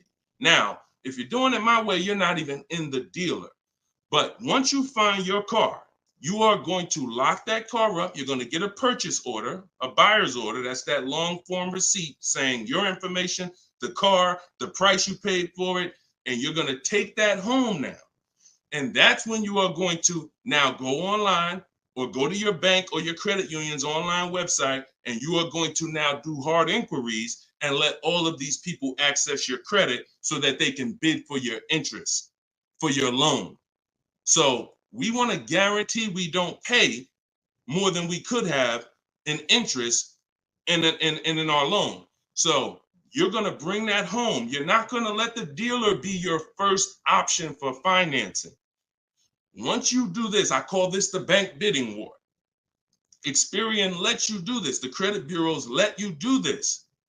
And once you do this, you're going to now get multiple bids, go to online. You want to be on Google, online lenders, everybody you can actually get in touch with, and everyone who bids, who does loans, let them have a shot at it. If you do this within the 2 days that I'm teaching you to do it, it's going to weigh on your credit like one hard inquiry. You'll see all the banks listed, but the effects on your score will be the same as one hard inquiry. This is called rate shopping. So you come home, you let them access. Now, as soon as you get the best offer, that's when you are now going to call the dealer who you have the car locked up with. And that's when you're going to say, hey, I got this offer. Now, if you can beat it, I'll give you the business. Okay, that's how you do it. That's how you guarantee. And if you look at that process, it'll work every single time. And your goal is to make sure you never leave any money on the table with a lender. And if you do that with the dealership first, you're going to leave money on the lender and on the table, and you're at their mercy. That's the bank bidding war. All right. Go ahead, shoot, and feel free to ask any follow-up questions. Go ahead, Dolan, shoot the next one up. This one's from Instagram. How do I get out of negative equity? There's 3 ways. 2 of them lead to a car, 1 of them don't. First is you do an equity assessment. The equity assessment is when you call the bank, find out your payoff. Once you get your payoff, you're going to go to, this will take you 20 to 25 minutes to do. Everybody who has negative equity, focus on this right now. You're going to go to CarMax.com, Driveway, Carvana, Kelly's Blue Book Instant Cash Offer. Do not use KellyBlueBook.com. Kelly's Blue Book Instant Cash Offer. Our cars are only worth what someone's willing to cut us a check for. That's all they're worth. So these companies I'm giving you make you a cash offer. That's what we want. Kelly'sBlueBook.com. Instant cash offer. Car Guru, sell my car, and Auto Nation, sell my car. That's going to get you 6 offers. Now your best route to go is whatever your negative equity is based on those offers. If you can pay the difference, that's where you want to go. If your best offer is 21, but you owe 23, you want to pay that $2,000 and get out that car. Because the second route I'm about to tell you is going to give you a greater amount of negative equity. And then when you go to do this, you're going to see that you have less control. So your second route, if you can't pay the difference, is you must get the car from the dealer who actually you're buying the car from. You must give them your old car because you need them to wrap your loan. You need them to wrap that negative equity into your new car deal because you can't pay the difference. And 9 times out of 10, the car is not going to be worth to that dealer what it's worth to CarMax or Driveway or Carvana or one of these online bidders. So you'll find that your highest offer from the online bidders might be 21. Your highest offer from the dealer you're going to get your car from might be 19 because it's not worth that to them. So that's why I say plan A is pay the difference. Plan B is if you can't, you have to get your car from that dealer and ask them what to assess your car and see what it's worth to them because you need them to build it in. Now, if your negative equity is too much, if you have too much negative equity, then you're going to have a problem getting out because you're going to have you're going to mess up the loan to value ratio. You can't move 15 grand over on top of a $30,000 car and expect the bank to approve it. They're going to require you to put money, in which case you got to stay in that car. You either got to put the money down to get out, and or you got to stay in that car and pay down that balance. Those are the only 2 ways. And the cause of negative equity is you don't understand leasing. 9 times out of 10, I've been doing this since 2006. 90% of you who have negative equity, the cause is you don't understand leasing. In the next 2 days, I'm going to do a leasing versus buying class on this show. So make sure you are tapped in so that you can understand how much not understanding leasing has cost you already, and you can stop listening to this bad advice about leasing. Okay? All right, y'all. Listen, I'm not seeing the shares. I'm going to be honest with y'all. Y'all know I keep it straight. I'm a straight shooter. I'm a straight shooter. We live right now, and we talking about financial information that no one in this world is talking to you about at this particular time. It's not 20 Deshone the Auto Advisors out there. Tag somebody, invite somebody. Don't be selfish, okay? That's the problem. What got us into this problem is selfish car dealers. So if we're going to solve this problem and help people, we need to all participate, and we need to be inviting people to this show so that our friends a year from now don't come to you and be like, damn, man, I got this horrible car deal, man. And now you know that you were sitting on this show talking about how to get your great car deal, but you're not telling friends. So shout out to the sharers. I appreciate y'all. All right, go ahead. Shoot the next question up, Dolan. I see you, LA Connects. Appreciate you. Let's go. When I see leases advertised on TV or radio, why do they always have thousands do a signing? Well, this is a similar question. All right, Steve Phillips asked a question from TikTok, and then I see Dreamer asks about advertised leases that she sees that always require thousands down. So you always tell people how to customize your lease. You do not go into a dealer. If you first of all, we only go into a dealer to test drive. If you're shopping for a new car or a lease, you should only be in the dealer for 20 to 30 minutes, and your only purpose to be there is to test drive or to pick up your car because they won the bid. This is what I teach. This is all in my book, Cars from Home, 7 Steps to Saving Time, Money, and Avoiding Dealers. You can get your copy for 75% off. In my TikTok bio, in my Instagram bio, it's a 7-step system for leasing, purchasing, new cars, used cars, everything. But part of this particular way, we shop. Shopping is not buying. And what the car business has taught you to do is mix the two into one. You go shopping to decide what you want. That's the purpose of shopping, y'all, to decide what you want.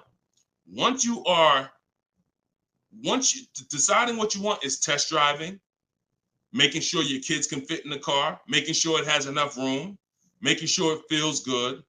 Once you decide what you want, now you're coming home and you are emailing them through their website, and you're going to request your offer. So you are not ever going to say, work me up a lease, Mr. Car Dealer. If you say work me up a lease, they're going to work you up a lease based on probably a couple thousand down, probably leave out the tax and the fees, and you're going to deal with that nightmare of traditional car shopping. You are always going to request your leases with no money down, zero. Now, I want y'all to remember this. We do not want to use this term anymore, down payment. We want to start using, remember this, and I want y'all to write it after I tell it to you. Total out of pocket. Total out of pocket. Or you could put TOP. All right? Everybody who's locked in, I want you to type TOP. Okay? Type TOP. I want to see the people that are locked in. If you've been in my master classes, we're about action here. We're not about casual nothing. No one's fighting for your money if you're not. No one, you're not going to casually save $5,000, $10,000 and avoid this if you're not locked in. Okay, type TOP. I see you, Dreamer. I see you, Daryl. I see you, Brittany. All right, I see you, Jay Boogs. All right, I see you, Patrice. I see you, Instagram. All right, Instagram and TikTok locked in. I don't see Facebook and YouTube locked in. I'm just telling y'all. I'm gonna start calling some of you out, because you're not gonna win if you're not locked in. This is big money, and there's $1 billion industry that is depending on you staying stuck in the old way you buy cars. So TOP, I see you. That's the term. No longer do you say down payment when you're talking to dealers. I see you, LaDonna. Way to represent Facebook. You are gonna say total out of pocket, because total out of pocket means, Mr. Dealer, this is the total amount I'm giving you. Down payment can be mixed up. Down payment can mean, $2,000 down plus tax. $2,000. No, it's different than out the door. More, that's a different term. There is a place for out the door price, but in this particular case, we are using total out of pocket when we are contacting dealers to request our offers. First payment is the only thing we are putting out of pocket when we're getting lease offers. So it does not mean we're not going to add additional money later, but it does mean for the offers that we're going to look at, I need my first month's payment out of pocket, and then you give me your offer. What that allows us to do is divide that monthly payment into the MSRP of the car and get that formula that I was talking about 10 minutes ago, that 1% formula, that 1.2%, that 1.5%. You can only work this with first month's payment out of pocket. So we dictate how we want the quotes. And if somebody says, hey, 2,000 down, you're still going to come back to them and say, hey, please resubmit the quote to me with only first month's payment total out of pocket. See, car dealers, we understand those terms. We know what total out of pocket means, but what we're depending on is that you don't understand what that means. The 80% of dealers are depending on the fact you don't understand what total out of pocket means, and they can just flip it up on you. So that's what we do. It's not about advertisements. Let me show y'all something before we move to the next question. Get the next question ready, Dolan. I'm going to show you a deal that somebody in the Cars from Home library made, somebody who uses my stuff. Don't shoot it up yet. Not yet, Dolan. Hold on. This is Charles. Charles got a Hyundai Palisade. $48,000 vehicle, $48,595. We always request our quotes with 12,000 miles per year, always. If you're going to do, Deshone, I do 18,000, then you're going to adjust your mileage after you find your best deal. You're not going to do quotes for 18,000, always with 12. And then once we find our best deal, then we're adjusting. But Charles got $597 on a $48,000 vehicle. That's all he gave them, $597. So if he had depended on advertisements, he'd never get this deal. Hyundai Palisade like that, that's probably $597 with $3,000 out of pocket plus tax and fees. What am I trying to tell you by showing you this? Great deals are not advertised. Great deals are never going to be advertised. Great deals are made in the background. No one knows about them. Dealers don't even want to make them. They're sitting there saying, hey, listen, can you get them? They're talking to the salespeople. Hey, can you get them to come up a little more? Can you get them to pay another, $50 a month, $40 a month? Can you get anything out of them? No. All right, go make the deal. That is what a great deal is. Not something that you're going to see on commercials advertised to hundreds of thousands of people. So forget about commercials. Commercials are for people who don't mind overpaying. People who shop for deals the way I'm teaching you to shop, our deals are never going to be advertised. In fact, when you go pick up your car, they might tell you, listen, I'd love for you to send me some friends, but don't tell them what you're paying because I can't duplicate this deal. This deal, I can't, I don't want to do a deal like that. So that's what we do. We customize our quotes. We don't let other people customize them. And you can do deals with no money down all day long. Go ahead, shoot the next one up, Dolan. Oh, here we go. I need to purchase a car in less than 2 weeks. Trying to determine lease or purchase. Easy. Who wants to know beyond a shadow of a doubt whether they should lease a vehicle or purchase? Type me if you're just like, Deshone, I've heard this, I've heard that, but I really want to know what's best. All right, all right, I see you, Tavy. I see you, Veronica. I see you on TikTok. TikTok is commenting fast. I need Instagram. All right, I see you, Patrice. All right, I see you, The Well Life. Perfect. All right. TikTok and Instagram is on point. Facebook and YouTube, y'all got to type fast to keep your hands by your keyboards. All right, Terrence. Okay, so here is the determining factor. In my book, I teach 7 steps to 7 steps. It doesn't matter. The first step is the most important question. The most important question, I want y'all to remember this. It's tied to something I created called the 8-year rule.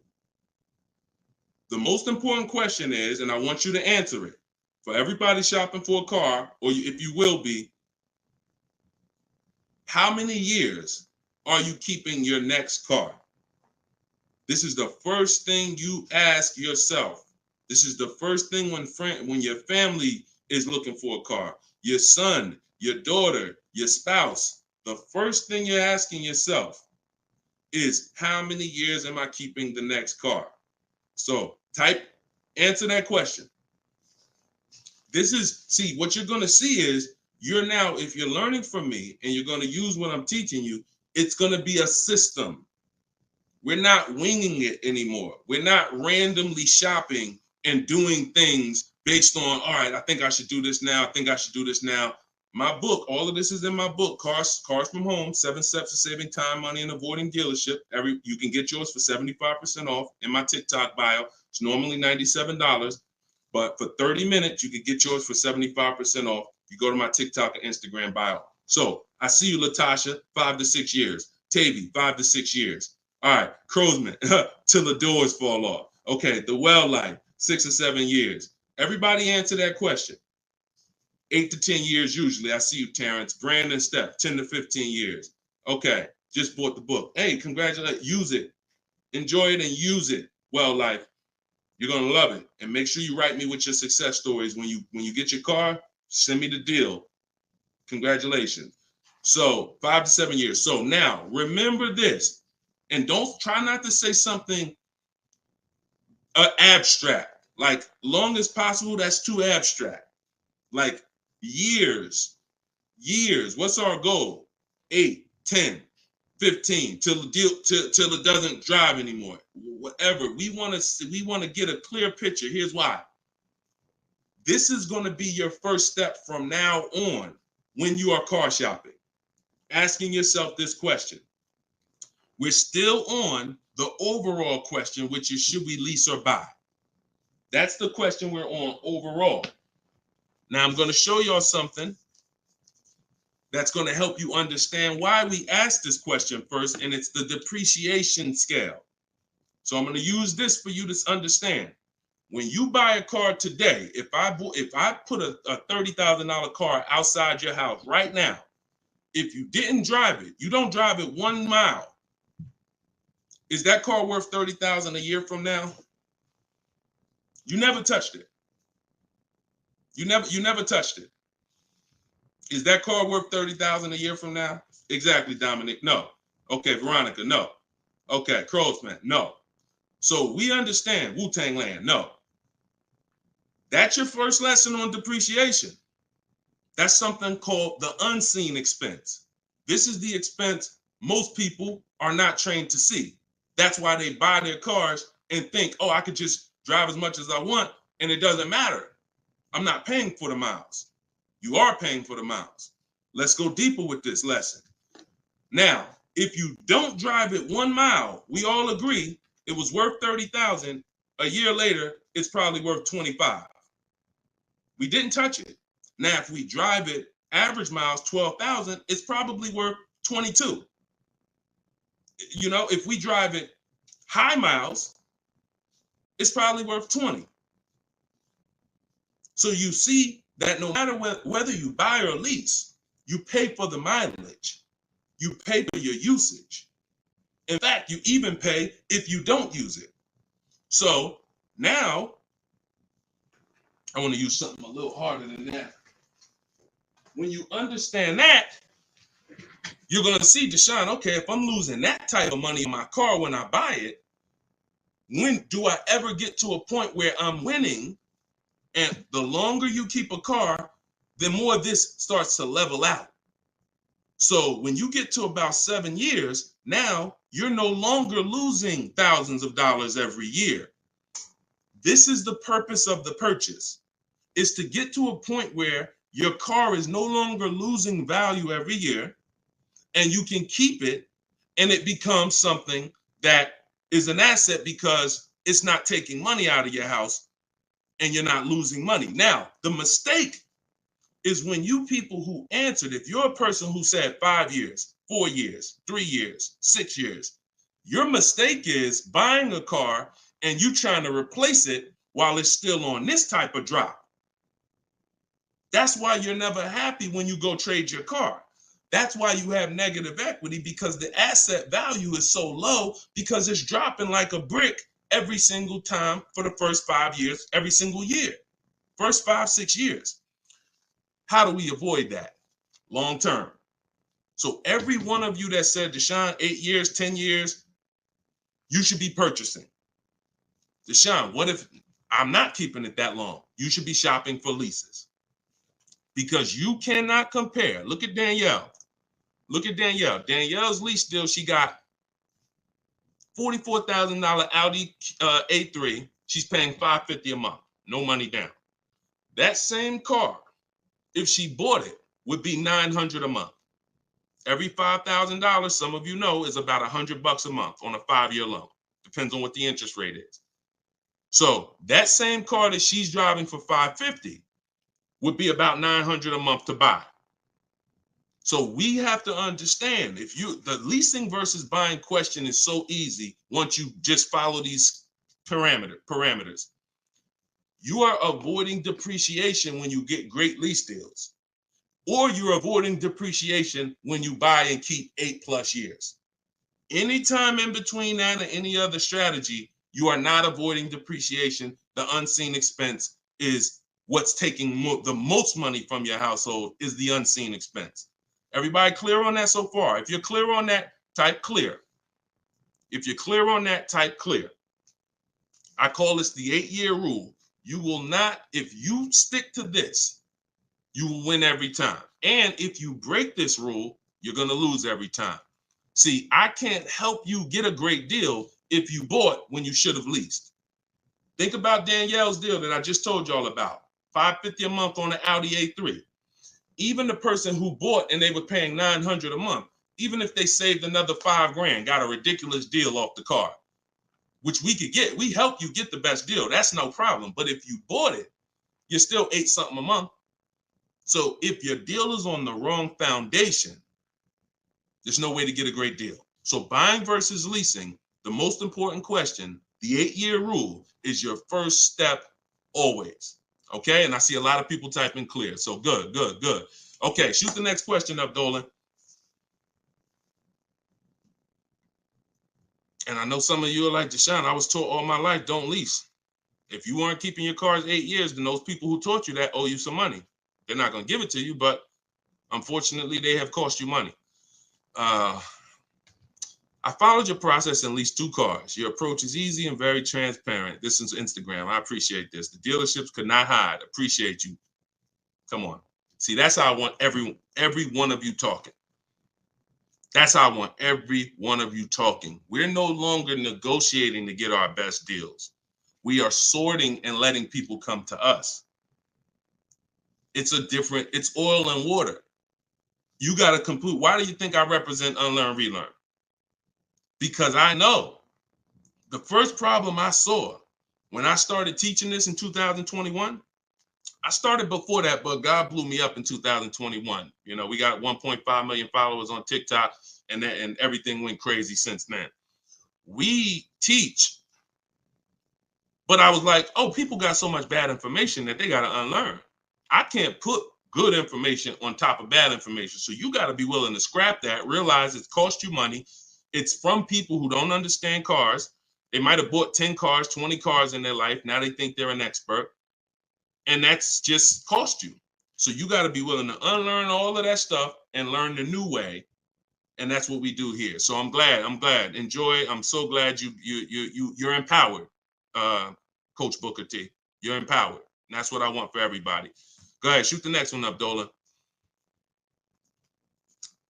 I have a Jag and need to downsize. All right, we'll get to you. I see you on TikTok. I have a Jag and need to downsize. Thank you, Brandon. Appreciate all the gifts on TikTok. Could y'all keep running the screen, the likes up, tapping the screen? If you're spending time with us and you're going to spend a couple minutes with us, can y'all just every couple minutes